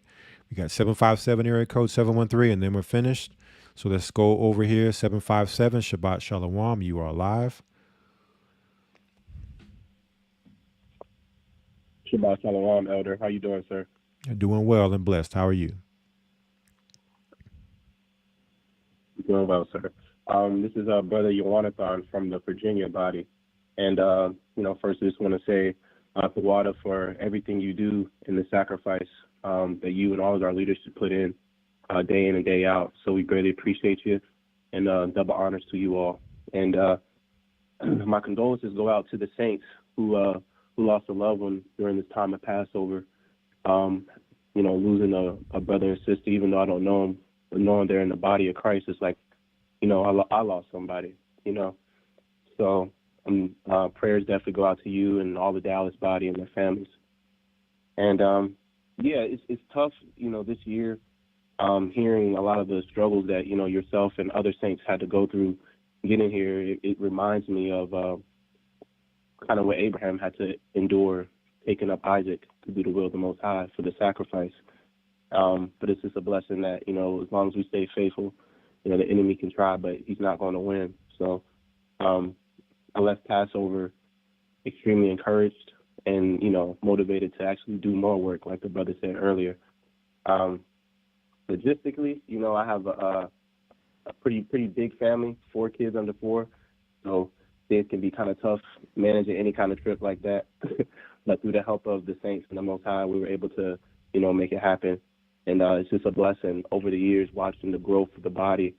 It's a miracle, honestly, every time, just being in the presence of so many saints, just watching the prophecies come to life with all of the tribes getting together in these last days. So it's always an honor to be there. And in the moment with every feast day, it just feels like, I'm meant to be in this moment. So all praise to the Most High for that. But yeah, after the Passover, unfortunately, my wife and I, unfortunately suffered a little sickness, and we're currently under the weather right now. But, we're getting over. But I'm definitely not letting, that kind of take off the spiritual growth and gain that we received from the Passover. So, yeah, and ask you keep us in your prayers, and we're going to continue to keep you and all of our leadership and all the saints in our prayers daily. So with that, I yield the water. Shabbat shalom. All praises. Shabbat shalom and bless you. And, for the 2 brothers that passed, they're in the bosom of Abraham, resting. They're there resting. They're out of their sorrows and miseries, and we look to join them one day soon.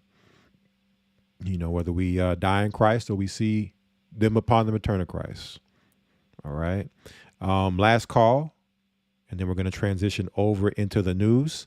713 area code. Shabbat shalom. You are live. Shabbat shalom, Elder Ramar. Wow.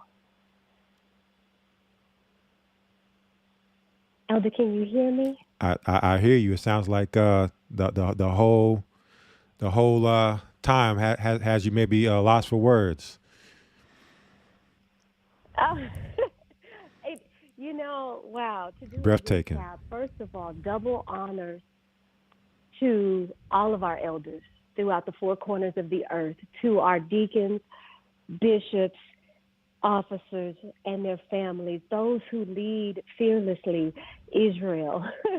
Oh, man. Which I know All is praises. not an easy task. All praises.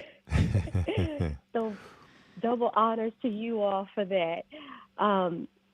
Wow, to do a recap, first of all, my name is Sister Awaria. I am with the Bryan College Station body. The presiding leader for us is Deacon Azaniah. Got promoted during Passover. I mean, I'm at a loss for words, though, Elder Ramar. The energy in the building was just, it's beyond any Passover that I've been to, and I've been going since 2017. So this time, what I felt, and the camaraderie with the people, the seamlessness of everything. I mean, shout out to Deacon Shawan, who just said everything. It was so seamless. And, wow, I'm just so at a loss of words. I just had to call in, though, because I want to thank everybody that was able at least to come and to be there, to fellowship, to bring that love that everybody needs so that we can get recharged. But first of all, to our Elder Ricard, who brought the message so that we can continue one more year to keep moving, to encourage us in the walk. First of all, no excuses. I know that was brought up by somebody else, but no excuses. Like, finish. Right. Finish strong. Finish your purpose. Right. Finish what he called you to do. Moses, excuses, but he still finished. He's like, hold up, I have a speech impediment.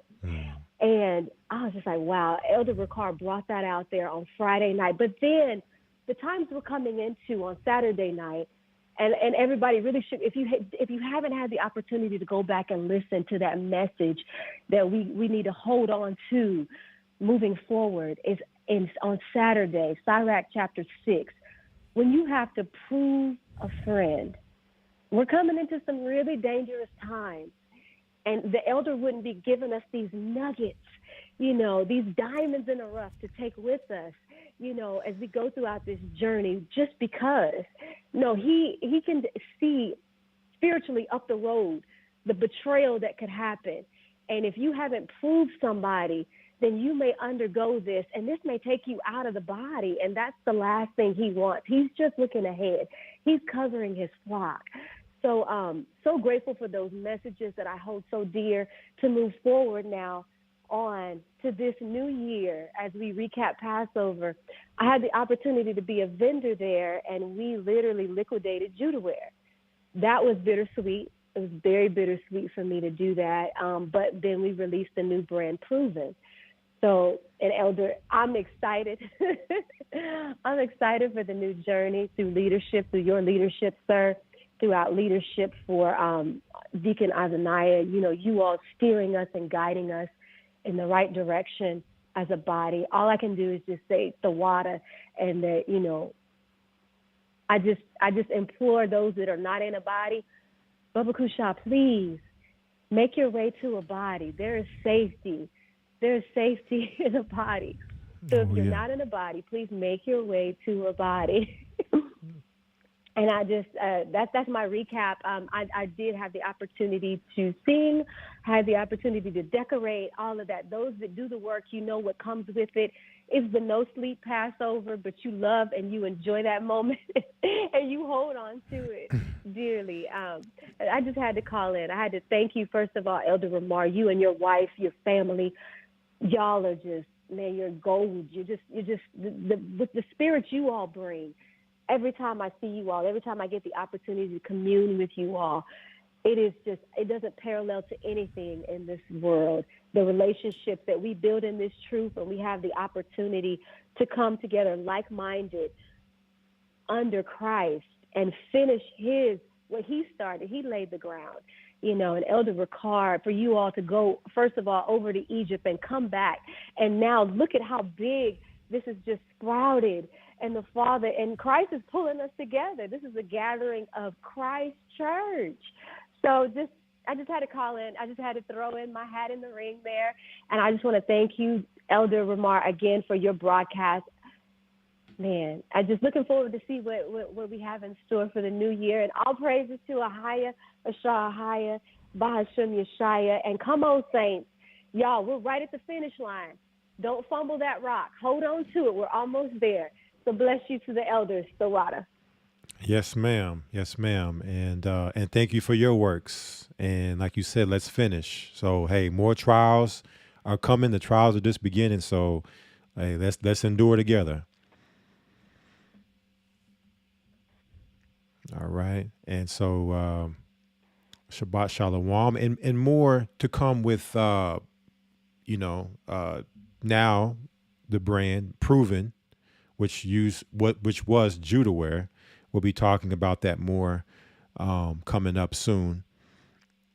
So brothers and sisters, understand that that brand now is transitioned to Proven, no longer Judah wear. All right, and once again, thank all the brothers and sisters that were there.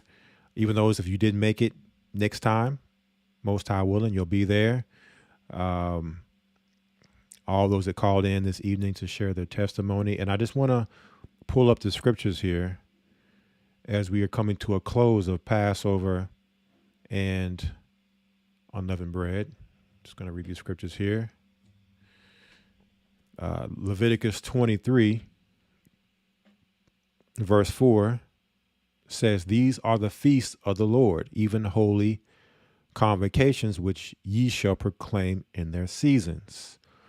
And the 14th day of the first month at even is the Lord's Passover." So last week, Friday night, started the 14th day, which was Passover. All right. So here we are a week later. It says, "And on the 15th day of the same month is the feast of unleavened bread unto the Lord.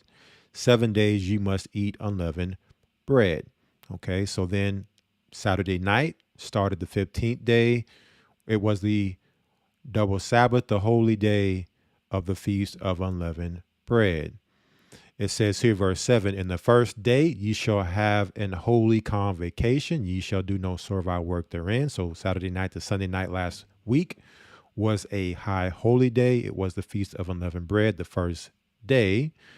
And then verse 8, it says, But ye shall offer an offering made by fire unto the Lord 7 days. And in the seventh day is an holy convocation. Ye shall do no servile work therein. So we are now in the seventh day for those that the sun has gone down and it's Friday night where you're at. Between tonight and tomorrow night is the seventh day of the Feast of Unleavened Bread. We're coming to a close. I know a lot of you all out there, those are my bread eaters that like the leaven and the bread, probably are looking forward to being able to eat some bread again. But nonetheless, we are thankful to have this time, even, eating of the unleavened bread, and keeping in mind that as we now being under Christ, that our focus should not be the priority focused on the leaven in the bread that we eat, but the focus should be on the leaven that could be within ourselves, which is sin. Okay, a little leaven leaveneth the whole lump. So I know a lot of times people are trying to figure out, is there leaven in this food item? Is there leaven in that food item? But no one ever talks about, is there leaven in me? Is there sin in me? Which is the most important thing. Okay, because if you eat some food that has some leaven in it and, you didn't know, there's grace for that.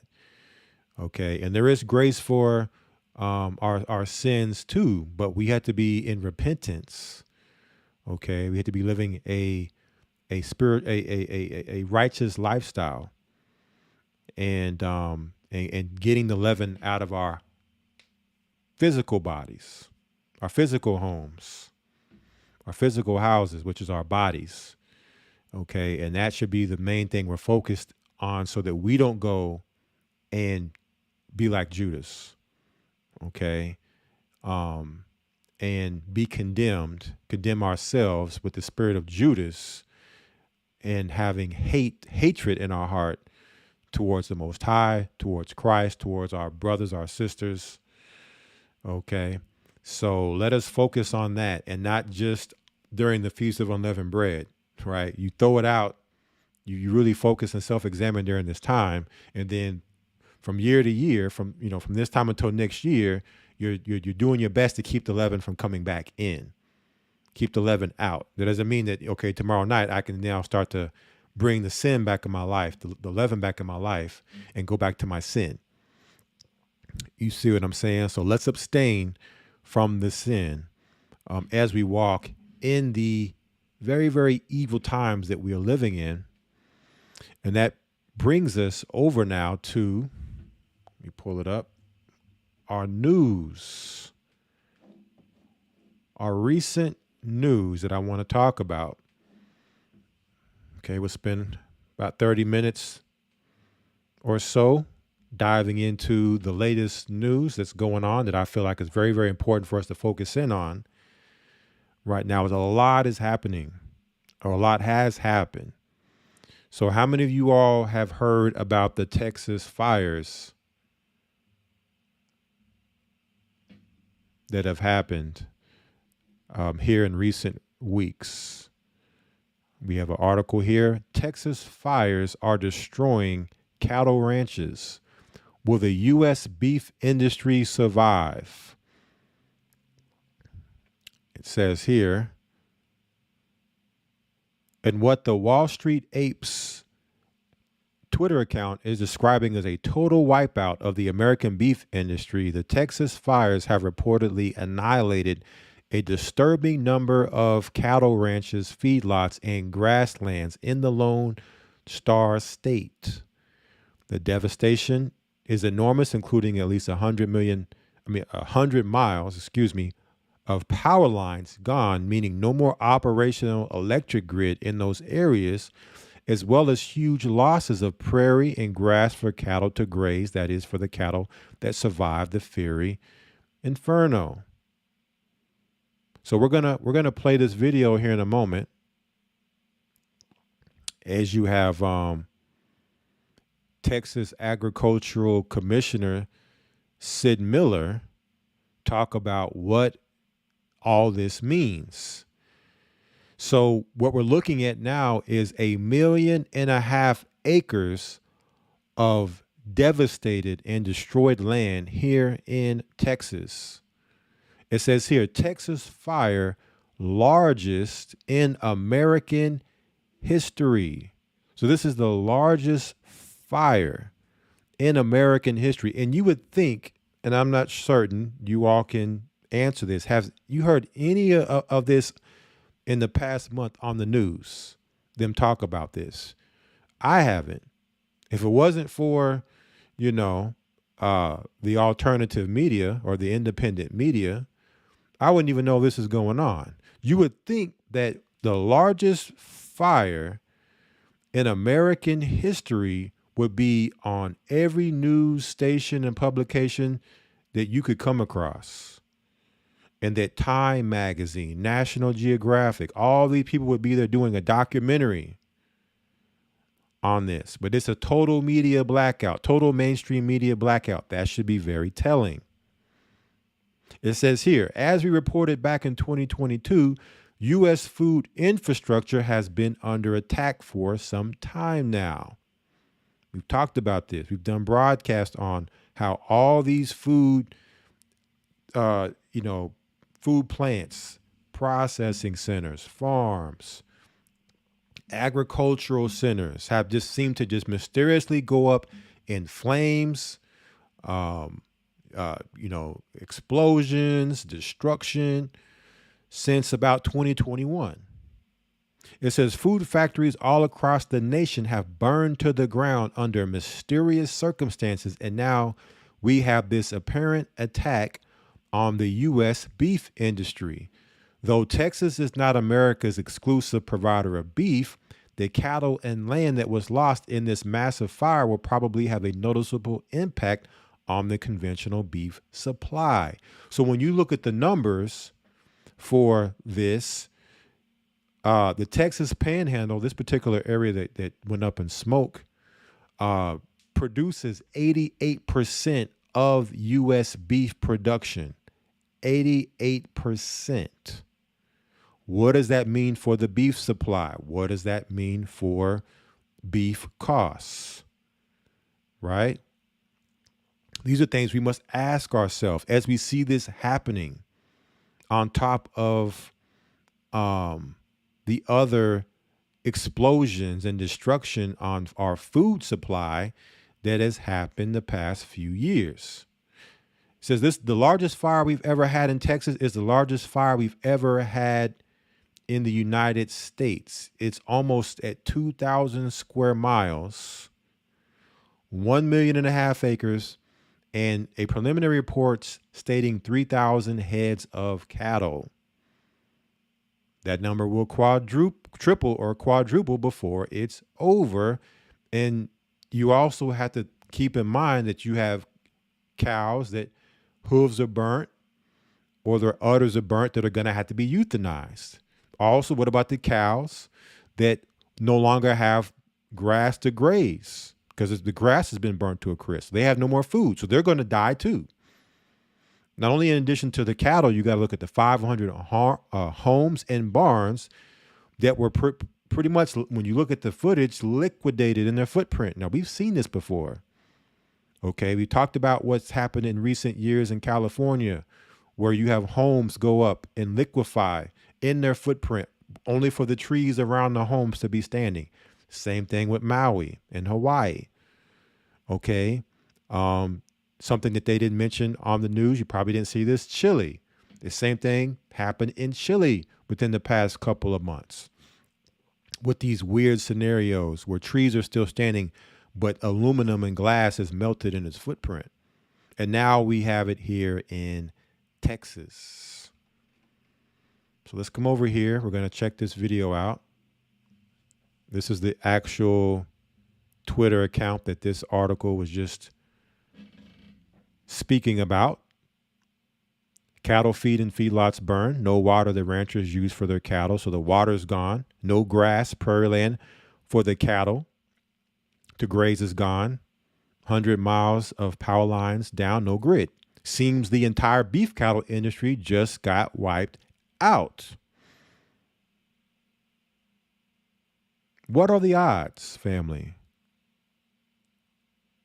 Many cattle's hooves have been burned, and many more will need to be put down. What an amazing coincidence. This happened to the beef industry when we've had the gates of hell come out recently, talk about he wants to genetically modify the cows because of climate change and how they're looking to bring in the wonder meat, the incredible meat, the I can't believe it's not meat, the bugs, you know, we talked about the Soylent Green, all these things. So when you start to see this meat pop up on your shelves, you may not notice the difference. You may think that this is beef you're eating when it is something else, especially when you talk about the ground so-called beef, because when it's ground up, you don't know what that is.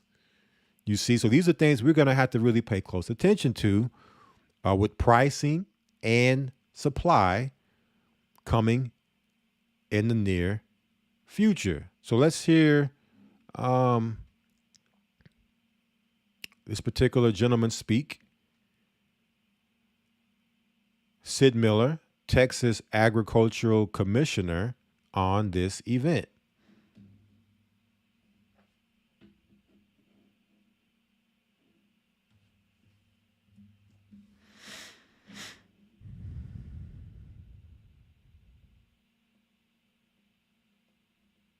"90 seconds.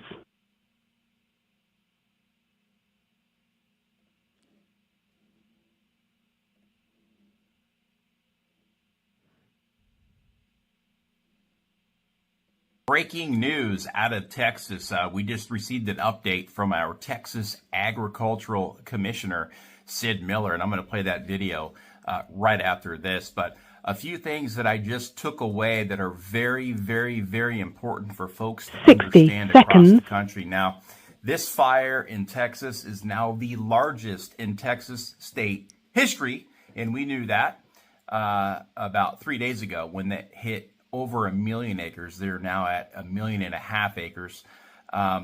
They have 120 miles of power lines down. So the grid up in that part of the country is completely down right now. No grid, no water. The majority of these farmers and ranchers depend on well water. And additionally, there's no grass. There's no prairie land up there for the cattle to graze on. And there's been a bunch of feed and feedlots that have burned down too. The largest fire we've ever had in Texas. It's the largest fire we've ever 10 had in the United seconds. States. It's almost at 2,000 square miles, 1.5 million acres. Preliminary reports, 3,000 head of cattle. That number will triple or quadruple before it's over, especially when we start euthanizing the cattle that have had their hooves burnt or their udders burnt. We're going to have to, put a lot of these animals down. It's a sad situation. We've had over 500 houses and barns destroyed, and that number continues to climb. We've had 2 fatalities. Thank goodness it's only 2. But we also have 5 firefighters that have been injured. We've got over 120 miles, Sandra, of power lines that are down. Now, this country is sparsely populated and very arid, so there's not a lot of stock water. Most of the water comes from wells. So not only is this livestock out of grass, but there's also no water. So it's a very desperate situation. Look at these houses, family. Look at these homes. Look at the trees behind them still standing. What kind of wildfire? What kind of wildfire do you know of where the trees are supposed to be the wildfire are standing and the homes are burnt to the ground? This is not a wildfire. And so what I would tell brothers and sisters is, if you have a deep freeze, if you have room in your freezer, to start stocking up on beef and get it now while it's cheap. Beef is one of the best protein sources. Make sure it's grass-fed beef. You're going to spend a little bit more if it's grass-fed, organic beef. Okay, put it in your freezer, stock up on it. Beef is very nutritious, lots of high-quality protein, high-quality fat. It has a lot of minerals in it. And even when you read in prophecy, it talks about how the cattle is going to sustain us in the wilderness. Okay. And it doesn't mean you have to eat beef every day or eat beef all the time. Okay, you still have those other things you want to eat. You know, you got to get your fiber, you got to get your veggies and your fruits and things like that from, you know, your other types of foods. But beef is can go a long way. And right after this event, this video came out to show that before this fire took place, a man captures laser beam strike in Texas. Let's check this out. What the? Now, we've seen this before. We saw this in Maui before the fires in Maui and other places where you see these green lasers. You know, green lasers from the sky toward the ground. What the is that, dude?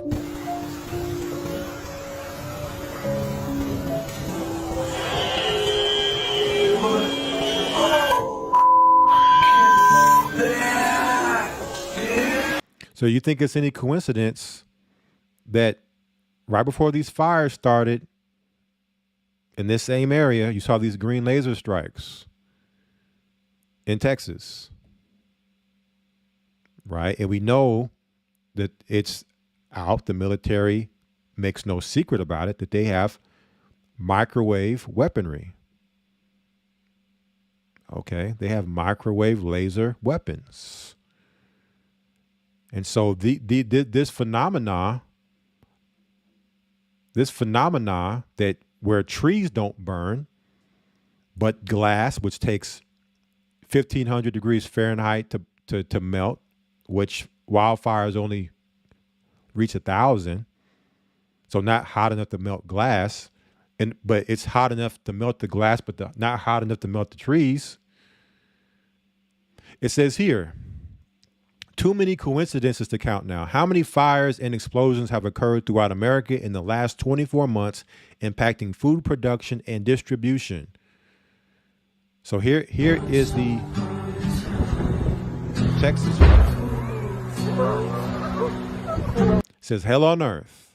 As fires continue to burn out of control, reports suggest that over 80% of all of Texas cattle feed in the impacted area. Texas, the state with the most cattle in the United States, boasts an impressive population of 4.5 million cows. With vast expanses of land and a favorable climate for grazing, Texas has long been associated with ranching and cattle production. What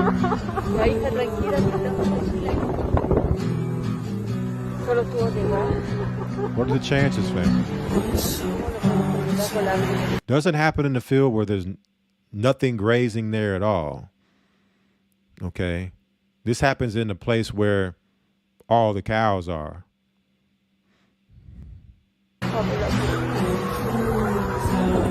What a coincidence. Right? What a coincidence. And what a coincidence that in the past 24 months, you've seen all these reports. Here's a report. This is kind of small, kind of hard to see. I can't see the date, but it says complete coincidence. At least 7 large farm fires scorched U.S. in the last 10 days.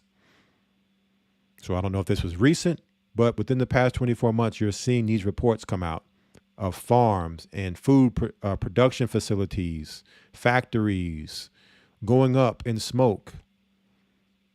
And here are some of the 2022 map points of where these events were happening. All right. And I can't remember all the broadcast names that we've done in the past where we've talked about this. It says here, in case you're not paying attention, I'll help you out. This is one of the largest egg farms in the country, mysteriously torched. That's food factory number 19 in 2022. So I can't remember how many it was in 2022. It was, well up into the, like close in the 50s and beyond. But this was number 19 in June, halfway through the year of 2022, the largest egg farm in the U.S. up in smoke. And it's not just in America, it's happening in other parts of the world. And you're starting to see, I don't know if you all have looked at what's going on in Europe, you're seeing these farmers over in Europe protesting with their tractors. The government, because the government is trying to shut them down over climate change, right? But the farmers are fighting back. See, this is stuff they'll never show you on TV. They want to show you all the distractions, all the entertainment, the smoke and mirrors, keep you distracted with the hocus pocus while this stuff is happening right up under our nose, and we have no clue, and we won't realize that we're in a famine until it's too late. All right, we won't realize it's a famine until it's too late. So I wanted to make sure I brought this out, that brothers and sisters are aware of this happening. And then I know a lot of you probably have seen this. The great American eclipse of 2024 will cross over 7 U.S. locations named Nineveh. So how many of you all keep hearing about this upcoming eclipse coming next month? I think it's April 8th. And they're saying that this eclipse, the shadow of this eclipse, is going to go over 7 locations across America. And just so happens that there is a city across this line 7 times called Nineveh, all the way up here. I believe it's Maine, or whatever state this is up here by Maine. And as you come across, you go east to west, as you come all the way down, all the way into Texas, you have 7 cities across this line called Nineveh. You see? So that Nova Scotia, all right, that's Nova Scotia. That's outside the U.S., but North America, nonetheless. Nineveh, New York, Nineveh, PA, Nineveh, Ohio, Nineveh, Indiana. You have a city called Rapture, Indiana. And then you have Nineveh, Texas, and Jonah, Texas. Very, very interesting. And you also have, they have this ark that they've recreated in Kentucky, in Williamston, Kentucky, where this, I believe the previous eclipse shadow crossed over. So they're saying between the last eclipse and this coming eclipse, it forms an X across America, like bullseye on America.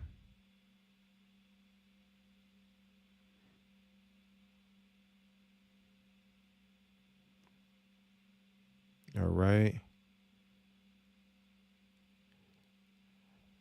And someone says that there are 2 cracks across America, 1,700-mile cracks that go across America. And the eclipse actually goes across the last 2 eclipses, the one in August of 2017 and the one next month will go right across these cracks. Okay. And so there's, that and more here in this article. These eclipses happen 7 years apart, and we know the Most High's number 7. Okay. And so what about this eclipse? What else about this eclipse than what we're seeing here? Well, you're also seeing this being reported.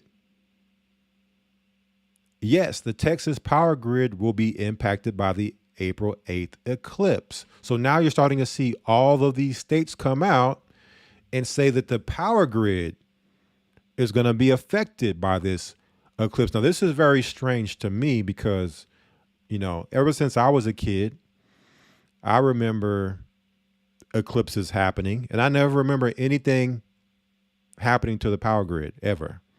So I'm trying to understand why all of a sudden is this eclipse? How all of a sudden does this eclipse now have the power to affect the power grid? And they're telling not only Texas, but other states to get ready. Get ready for this event. ERCOT, which is the Texas electrical provider, NASA, we talked about NASA, and recent months, and what's really going on with NASA. But these are warnings being given out that pretty much them saying all hell's about to break loose with this eclipse, and for people to get prepared and get ready. You come over here to Travis County, which is Austin, Texas, the capital of Texas. Travis County issues disaster declaration ahead of total solar eclipse. So, where are they getting their information from? How do they know? How are they, again, first time ever I remember a disaster declaration being called for a solar eclipse. Maybe somebody can help me out with the history here. Maybe in the times past we've had those declared, but I'm not familiar. It says Travis County said it will take emergency measures ahead of the total solar eclipse set to take place in exactly 1 month. The declaration was anticipation of large crowds, increased traffic, and strains on first responders, hospitals, and road related to the eclipse. Travis County Judge Andy Brown issued the declaration. It's super exciting to see this once-in-a-lifetime event. What makes it different is that it's a natural phenomenon and we can't control the weather around it. So there's lots of variables that we just can't control for.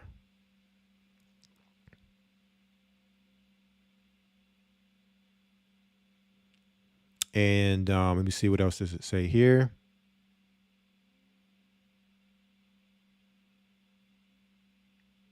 So basically what they're trying to say is that, well, we're going to get an influx of people coming in to the county to witness this eclipse, right? That's what they're saying. So we're putting an emergency declaration in place in case, through all the traffic and, things that can happen with all the influx of people. All right. But it's like we've had eclipses many, many times throughout the years, and there's never been this type of hype. People just typically go outside and watch the eclipse if they look at it, right, and go about their business. They're talking about this thing like this is a Super Bowl of events to look at, and it's like they're, pretty much projecting all of this onto us. Right, there's a lot of projection going on here, a lot of hyping this up, but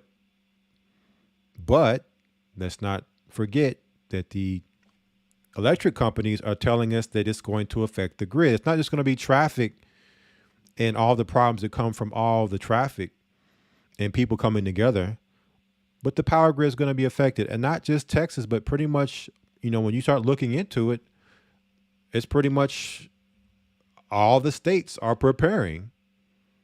You even have here, Entergy, Arkansas prepared for solar eclipse. But this says, path of totality across the state will not affect power capacity. It says a large part of Arkansas will go dark Monday, April 8th, but it won't be because the lights go out.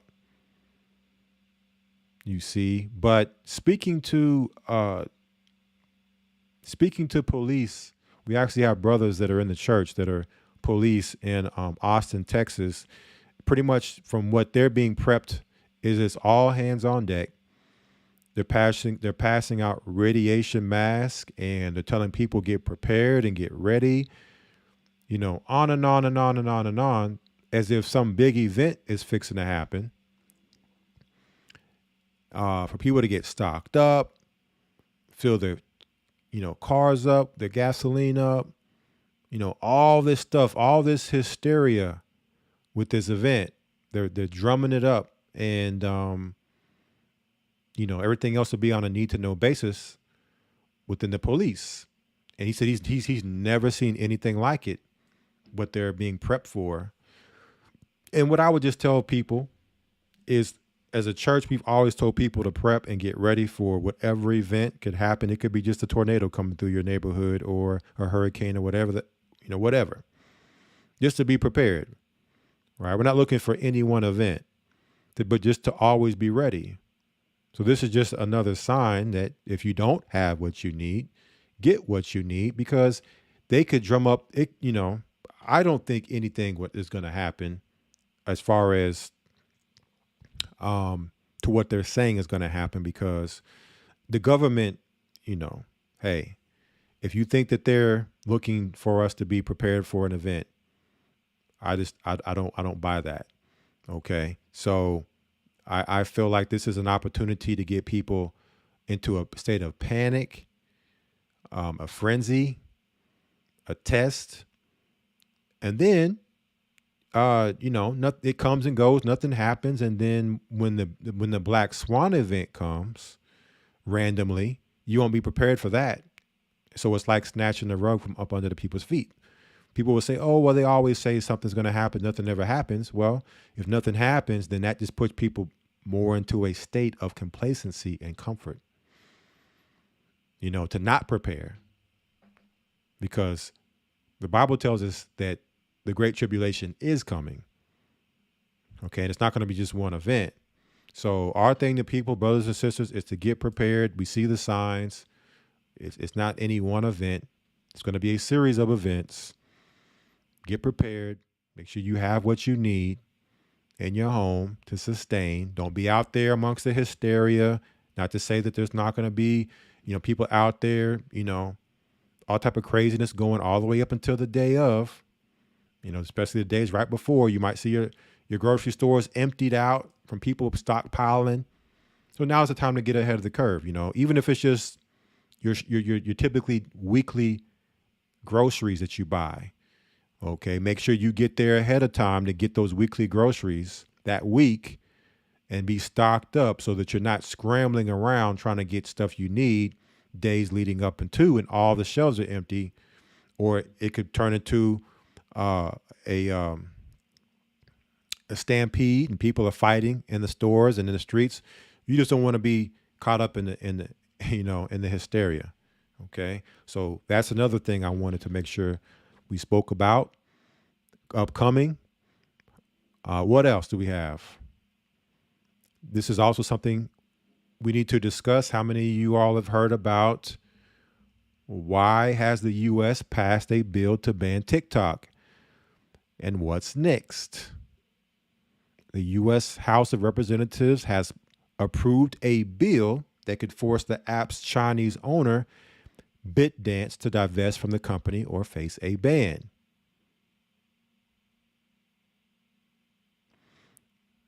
Okay. It says here, many House legislators have argued that the app could allow the Chinese government to access user data and influence Americans through the wildly popular social media platform's addictive algorithm.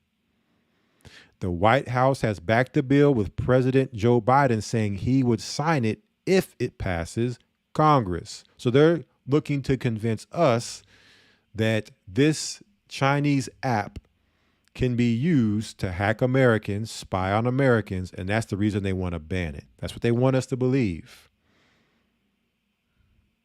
When we know America and China are really cozy behind the scenes. It doesn't take much research to see that America and China do a lot together. But in the mainstream media, on the surface, this is the narrative they're trying to tell us, when we know that TikTok is a huge social media platform, 170 million U.S. users alone. A lot of information like this here, this green laser beam in Texas, is being shown on TikTok. So when I see this happening, it makes sense of what's going on.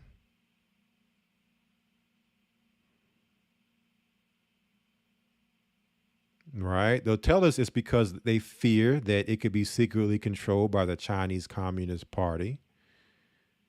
But I could have sworn America just passed an anti-Asian or an Asian anti-hate bill recently. Doesn't sound like America's against China to me.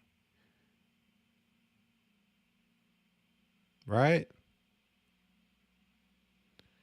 So you have people coming out protesting this. But this is all the cover of something much dark and sinister happening when we see something like this going on. It says here, when would the TikTok ban go into effect?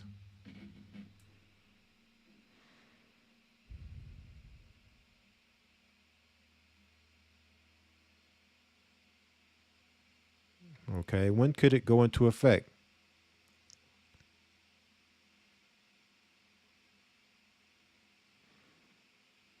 So it says here, the House overwhelmingly passed a measure on March 13th that gives BitDance a choice. Sell TikTok within 6 months or lose access to app stores and web hosting services in the U.S. Okay, so they want this company to sell TikTok, or else America will no longer support. It's basically America's going to block TikTok from American users having access through the app stores to use it. Okay.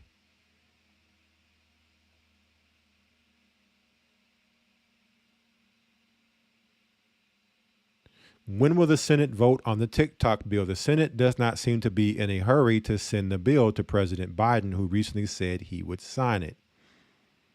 All right. So they have the bill ready to go, ready to send through. And then it would just be Biden signing it to solidify the ban. I'm going to break down what this means. Okay, what's really going on here versus what we're seeing.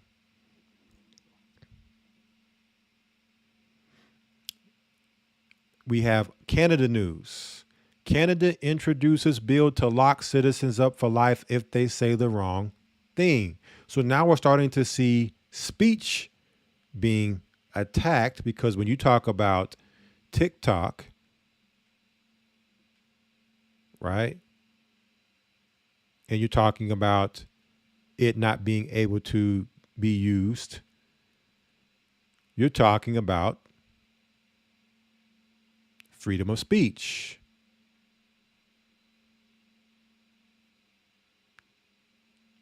Right, let me find it in here. It's in this actual article here.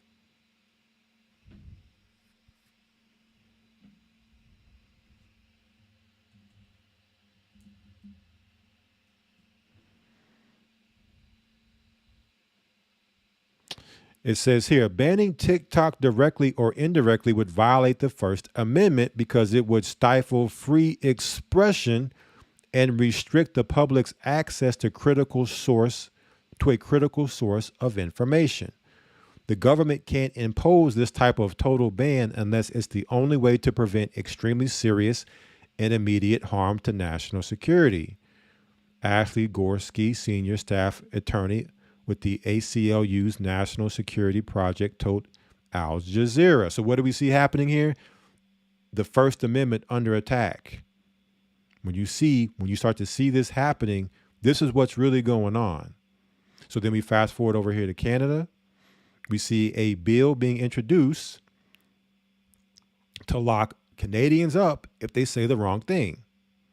Everyone who commits an offense that is motivated by hatred based on race, national or ethnic origin, language, color, religion, sex, age, mental or physical disability, sexual orientation, or gender identity or expression is guilty of an indictable offense and liable to imprisonment for life.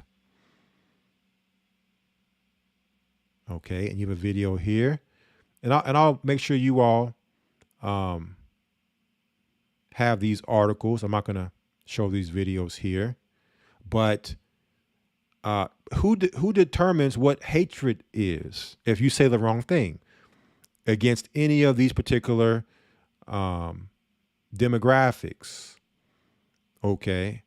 How do you know what is hate and what's not? Who's going to determine that?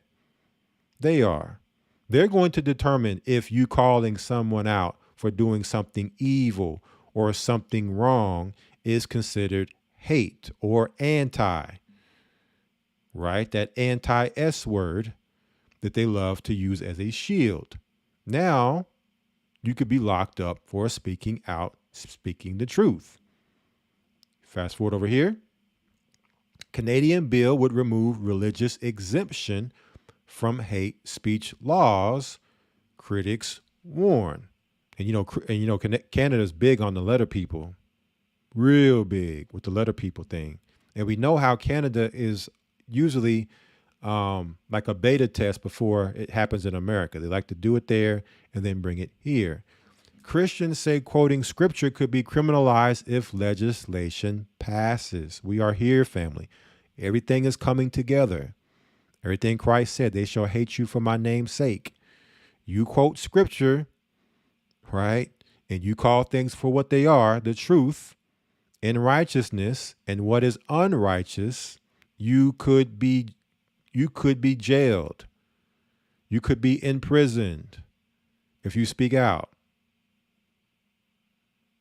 Okay, so these bills are. So it's a very desperate situation. These bills are, starting to hit government, representative floors, parliament floors. And then this article here, End of the American Dream, there is a war on free speech, and they won't ever be satisfied until it's completely eradicated. Oh, yes. The reason why we oftentimes stream from Twitch, right?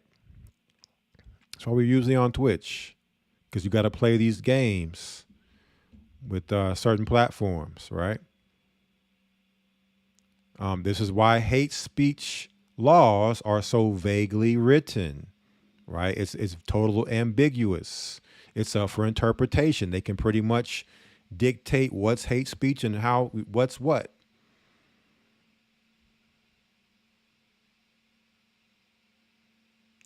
So it talks about here, that is why what is happening in the state of Washington is so alarming. A new law would allow private individuals to collect up to $2,000 every time they report someone to the new hate crimes and bias incidents hotline. So you're going to have government snitches calling in if they see a hate crime or witness a hate crime, and this person who's deemed worthy of the hate crime will be fined $2,000. Okay, so we're starting to see this happen across state lines, across international lines in different countries. And who wants to be fined $2,000? Right? That's an easy way to not control what people say. It says even in New York, Governor Kathy Hochul intends to massively expand the hate crime laws in her state. And in Michigan last year, a bill was introduced that would have made it a felony if someone felt terrorized, frightened, or threatened by your words. And we know who all this is designed to protect. There's typically three groups. Okay. Those ish people, those letter people, and typically black women are the three groups that you cannot speak against. Those are the protected groups that they protect, because those are the groups that keep this world out of order by their being propped up, right, as the dominant force in our society, right? When you have black women as the dominant force within the black community, that keeps the black community in disarray. Okay, when you have the letter people, propped up as the dominant force in our society that keeps our society in disarray. When you have the Ish people claiming to be that they are the people, okay? God's chosen people in the world, and all the sentiments that come with that and power that keeps this world in disarray. So those are the protected groups here. So now they're starting to position and move to start to take control of the internet. Okay, you think it starts and ends with TikTok? No, that's the beginning. Because then now here comes Rumble, here comes Odyssey, right? Any other internet platform or website now is going to be under a strict code of conduct of words of what you can and can't say, or we're going to take you down. And this is how they put themselves in power to where there's no calling them out, reporting what they're doing, or pushback. Okay, and then it goes into the Canada situation that we just went into here in this article as well, talking about what they're doing in Canada. All right, so I want people to make sure this news, we're paying attention to what's going on in the midst of everything else, in the midst of enjoying the Most High's holy days. Don't let this stuff take your joy away. Don't let it stop you from celebrating. But at the same time, don't also not get caught off guard and unprepared at the same time.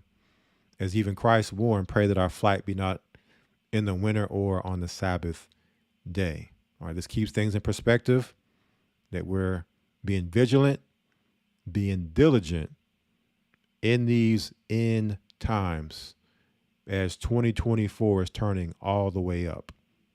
Okay, what else do we have? A few more things here, and then we're going to conclude. We have, how many of you all have seen this? Cannibal gangs are roving Haiti on murder sprees, eating people they've killed. How many people are paying attention to what's going on in Haiti right now? Our Levite brothers and sisters, right? The zombie apocalypse has arrived, family, at least in Haiti. A real-life Walking Dead situation is unfolding in the Haitian capital of Port-au-Prince, where roving gangs are attacking police officers with machetes and eating people like cannibals. Okay.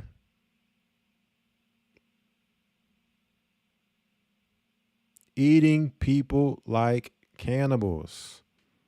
Is the U.S. purposely destabilizing Haiti? Remember the earthquake? The earthquake that happened in Haiti. Who went in? The Red Cross or the Red Shield or the Rothschild. Okay, went into Haiti. You had the Clinton Foundation went into Haiti. What has been going on in Haiti ever since then? I believe during the lockdown, one of the presidents was they sent mercenaries in to assassinate the president that was there. So absolutely destabilization happening in Haiti right now. Okay, and you may even have cannibalism going on, not just for these gangs, but it might be for survival because of the famine. Okay, this is nothing new. When you read 70 AD, read about it, the history, Josephus, you see this happening, where Israelites were eating babies to stay alive because they did not take heed to the prophecies, take heed to Christ's commandments. Okay. You also have this character named Cherizier. I think that's how you say his name. It's probably French. I might be mispronouncing it. He said that he's going to fight against the Haitian president until he resigns, which I believe he recently did.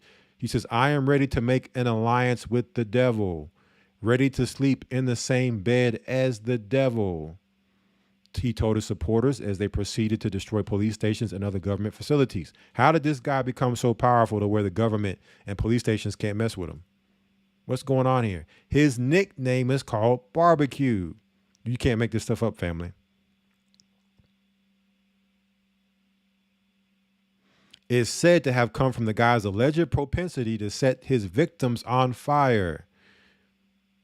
His mother supposedly had given him the nickname when he was a child. So somehow he had this nickname since a child, and he's fitting his nickname out real time as an adult.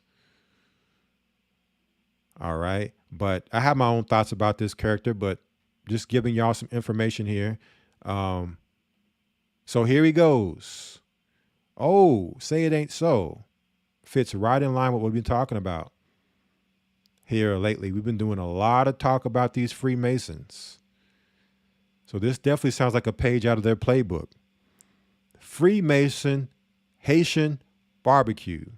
Let's check out this video here.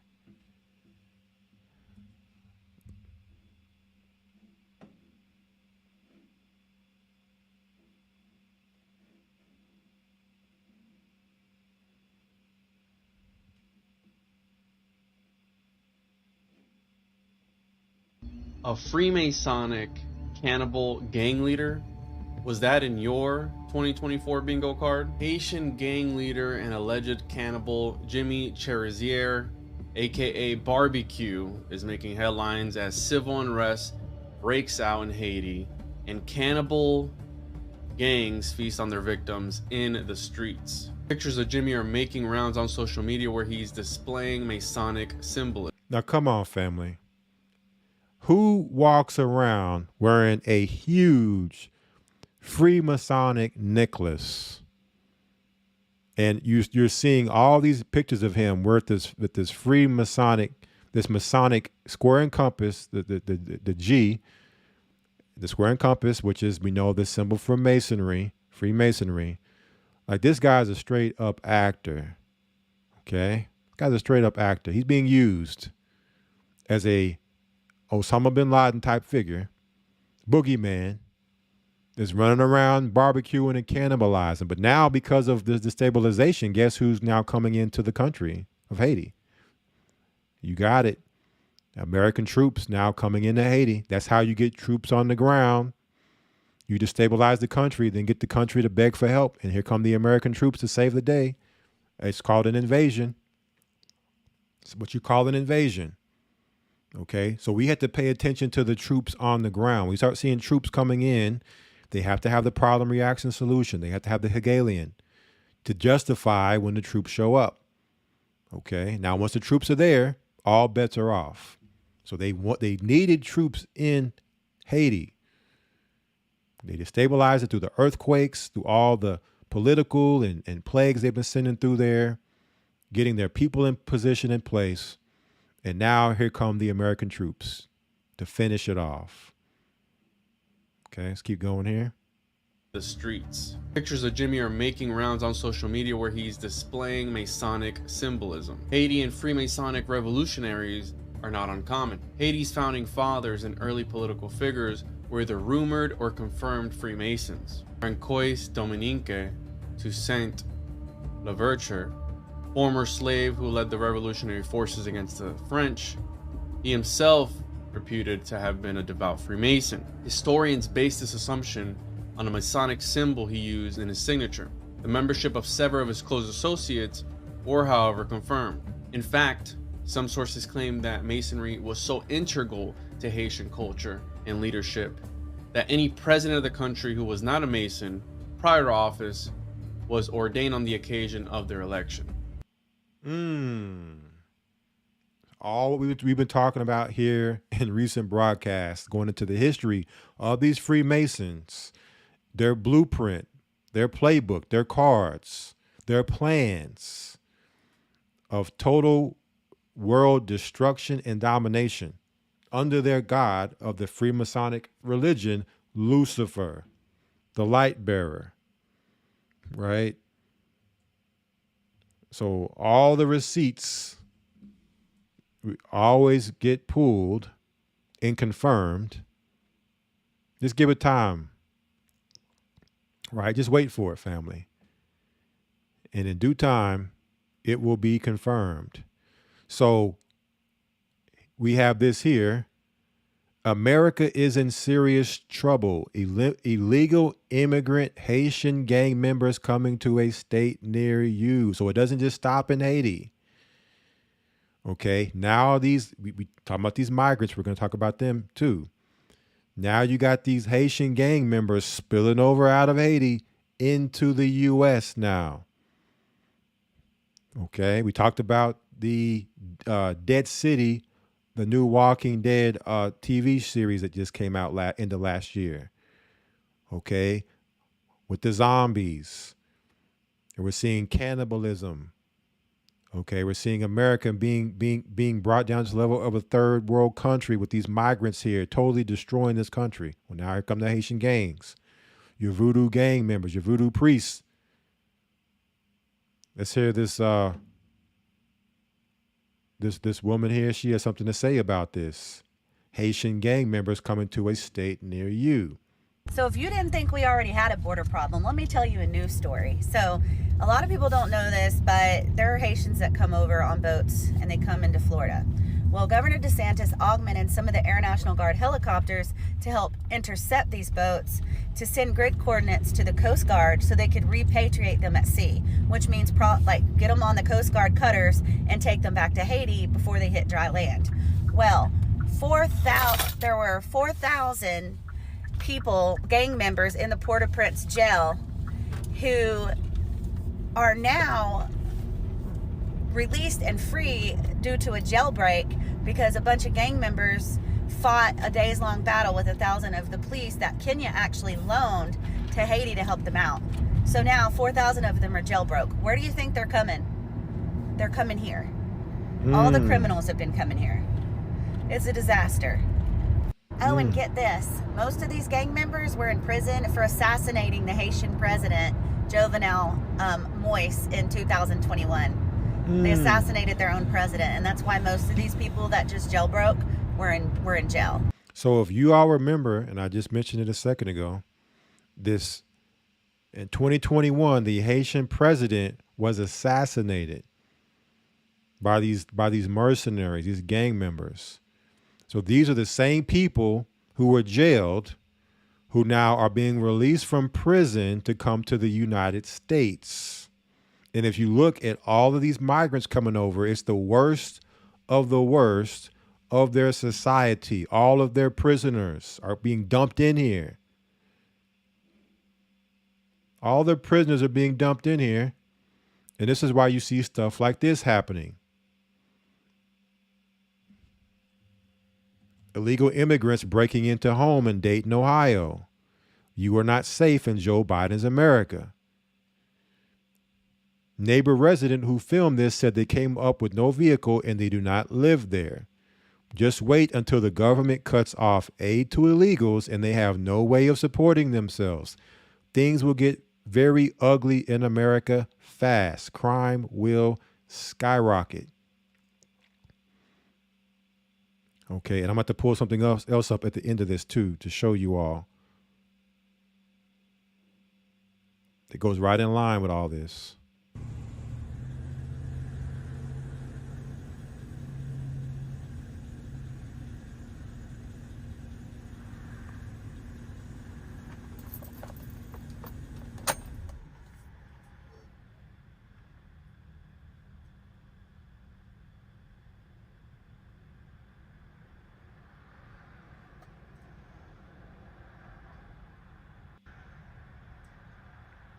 Look at this. Migrants breaking into homes, taking over homes. Some Spanish or whatever. There you go. Opened right up for him. Protected by the government. You can't even defend yourself against these people, or it's a serious crime. The house was for sale, or it was Dayton, Ohio. This is just one of many stories, family. There's many. There's too many for me to show here. Let me pull something up here real quick to go along with this. I had to make sure that I sent this to Bishop Kazak in Pittsburgh.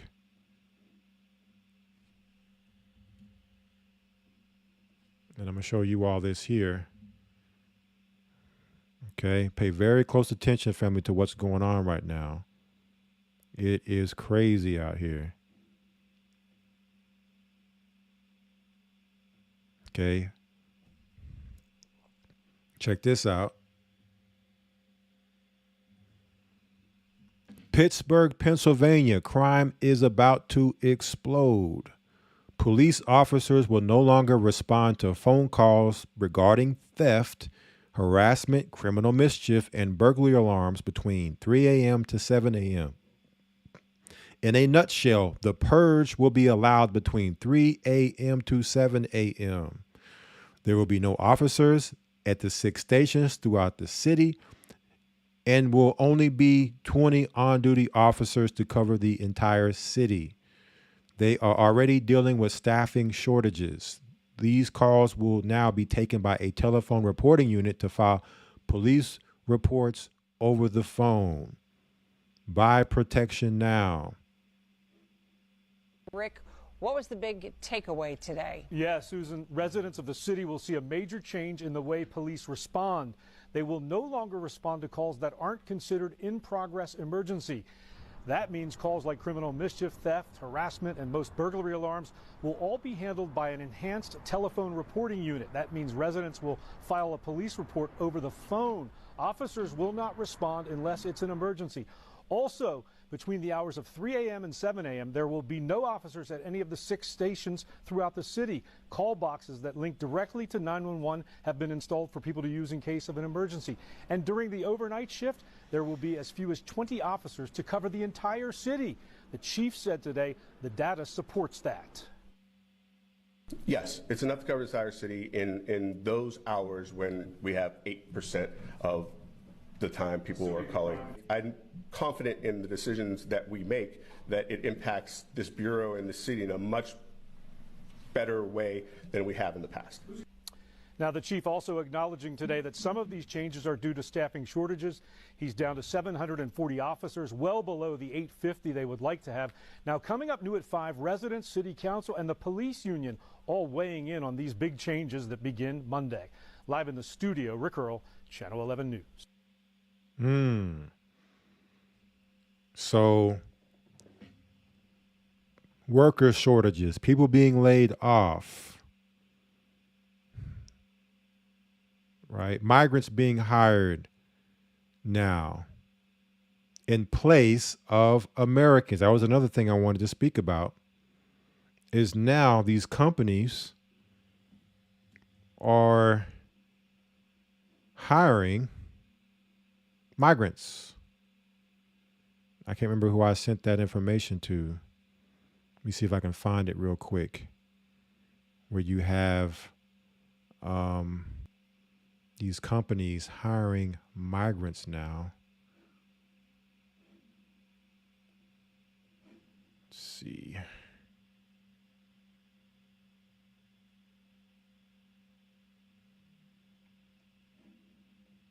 Pull it up here.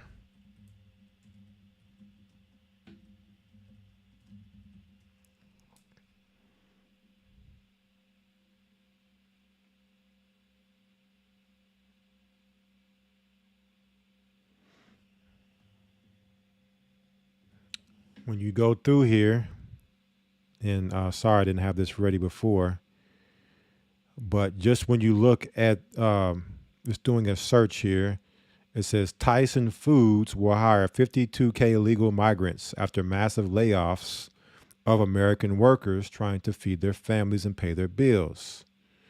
Tyson top exec says newly arrived migrants are more loyal than U.S. employees who have worked for them for years. So they're telling you that employees that have worked for Tyson Foods for years aren't as loyal as the migrants coming over. So we're seeing the great replacement, family. All right. These migrants are coming over and taking over. Then American people are about to become non-existent. And this is before the final judgment on Babylon. And it's not just Tyson Foods. I saw a list. I can't remember where I saw it at, but it had a list of many, many, many different companies. Many companies. I mean, it was like 36 companies that are all doing this.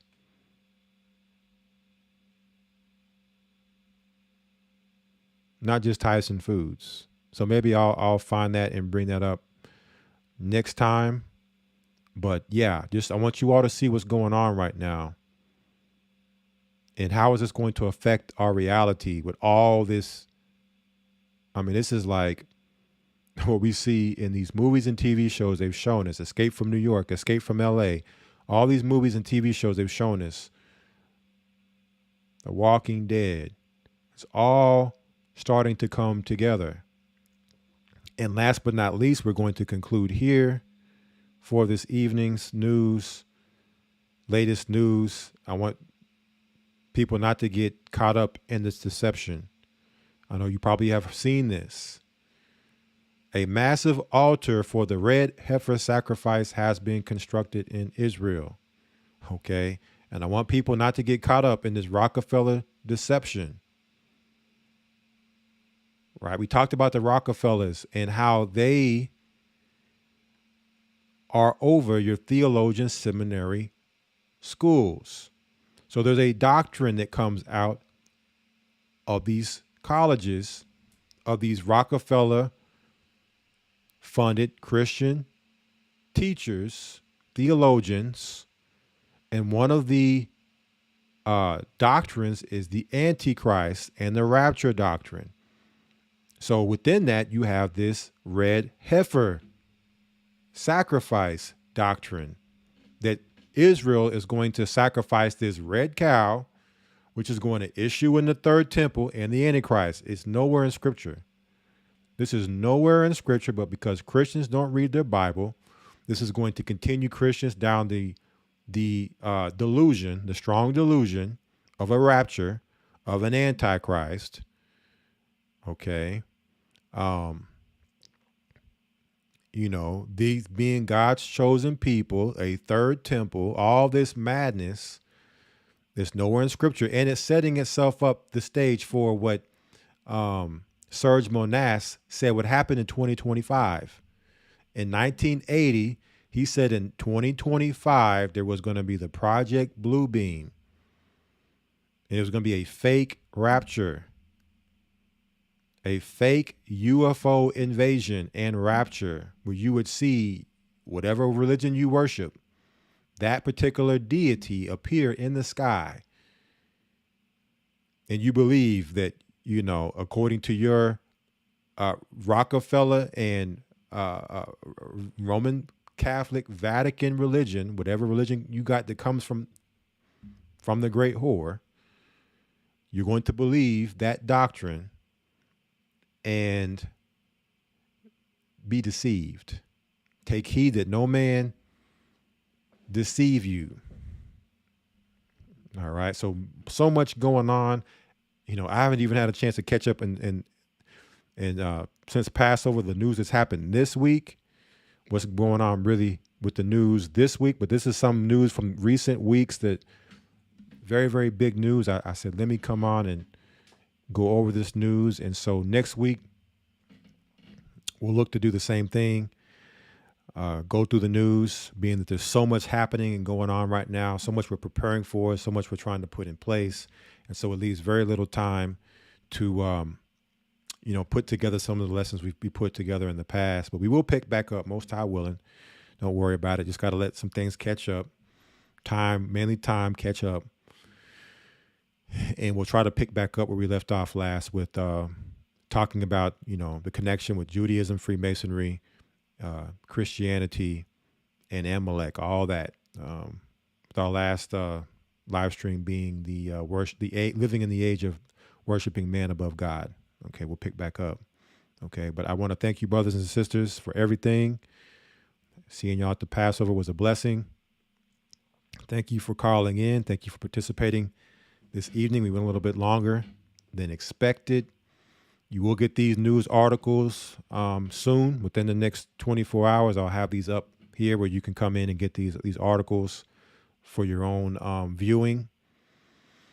And hey, it is going down in Babylon and in the world. So I pray you, brothers and sisters, have a blessed rest of the Feast of Unleavened Bread, that you're getting your hearts, minds, and spirits ready for the times we're in and to come. Until next time here on Friday Night Sabbath, coming out of Babylon for the Gathering of Christ Church, I want to say Shabbat Shalom, Ahaya Speed, and Ahaya Bless.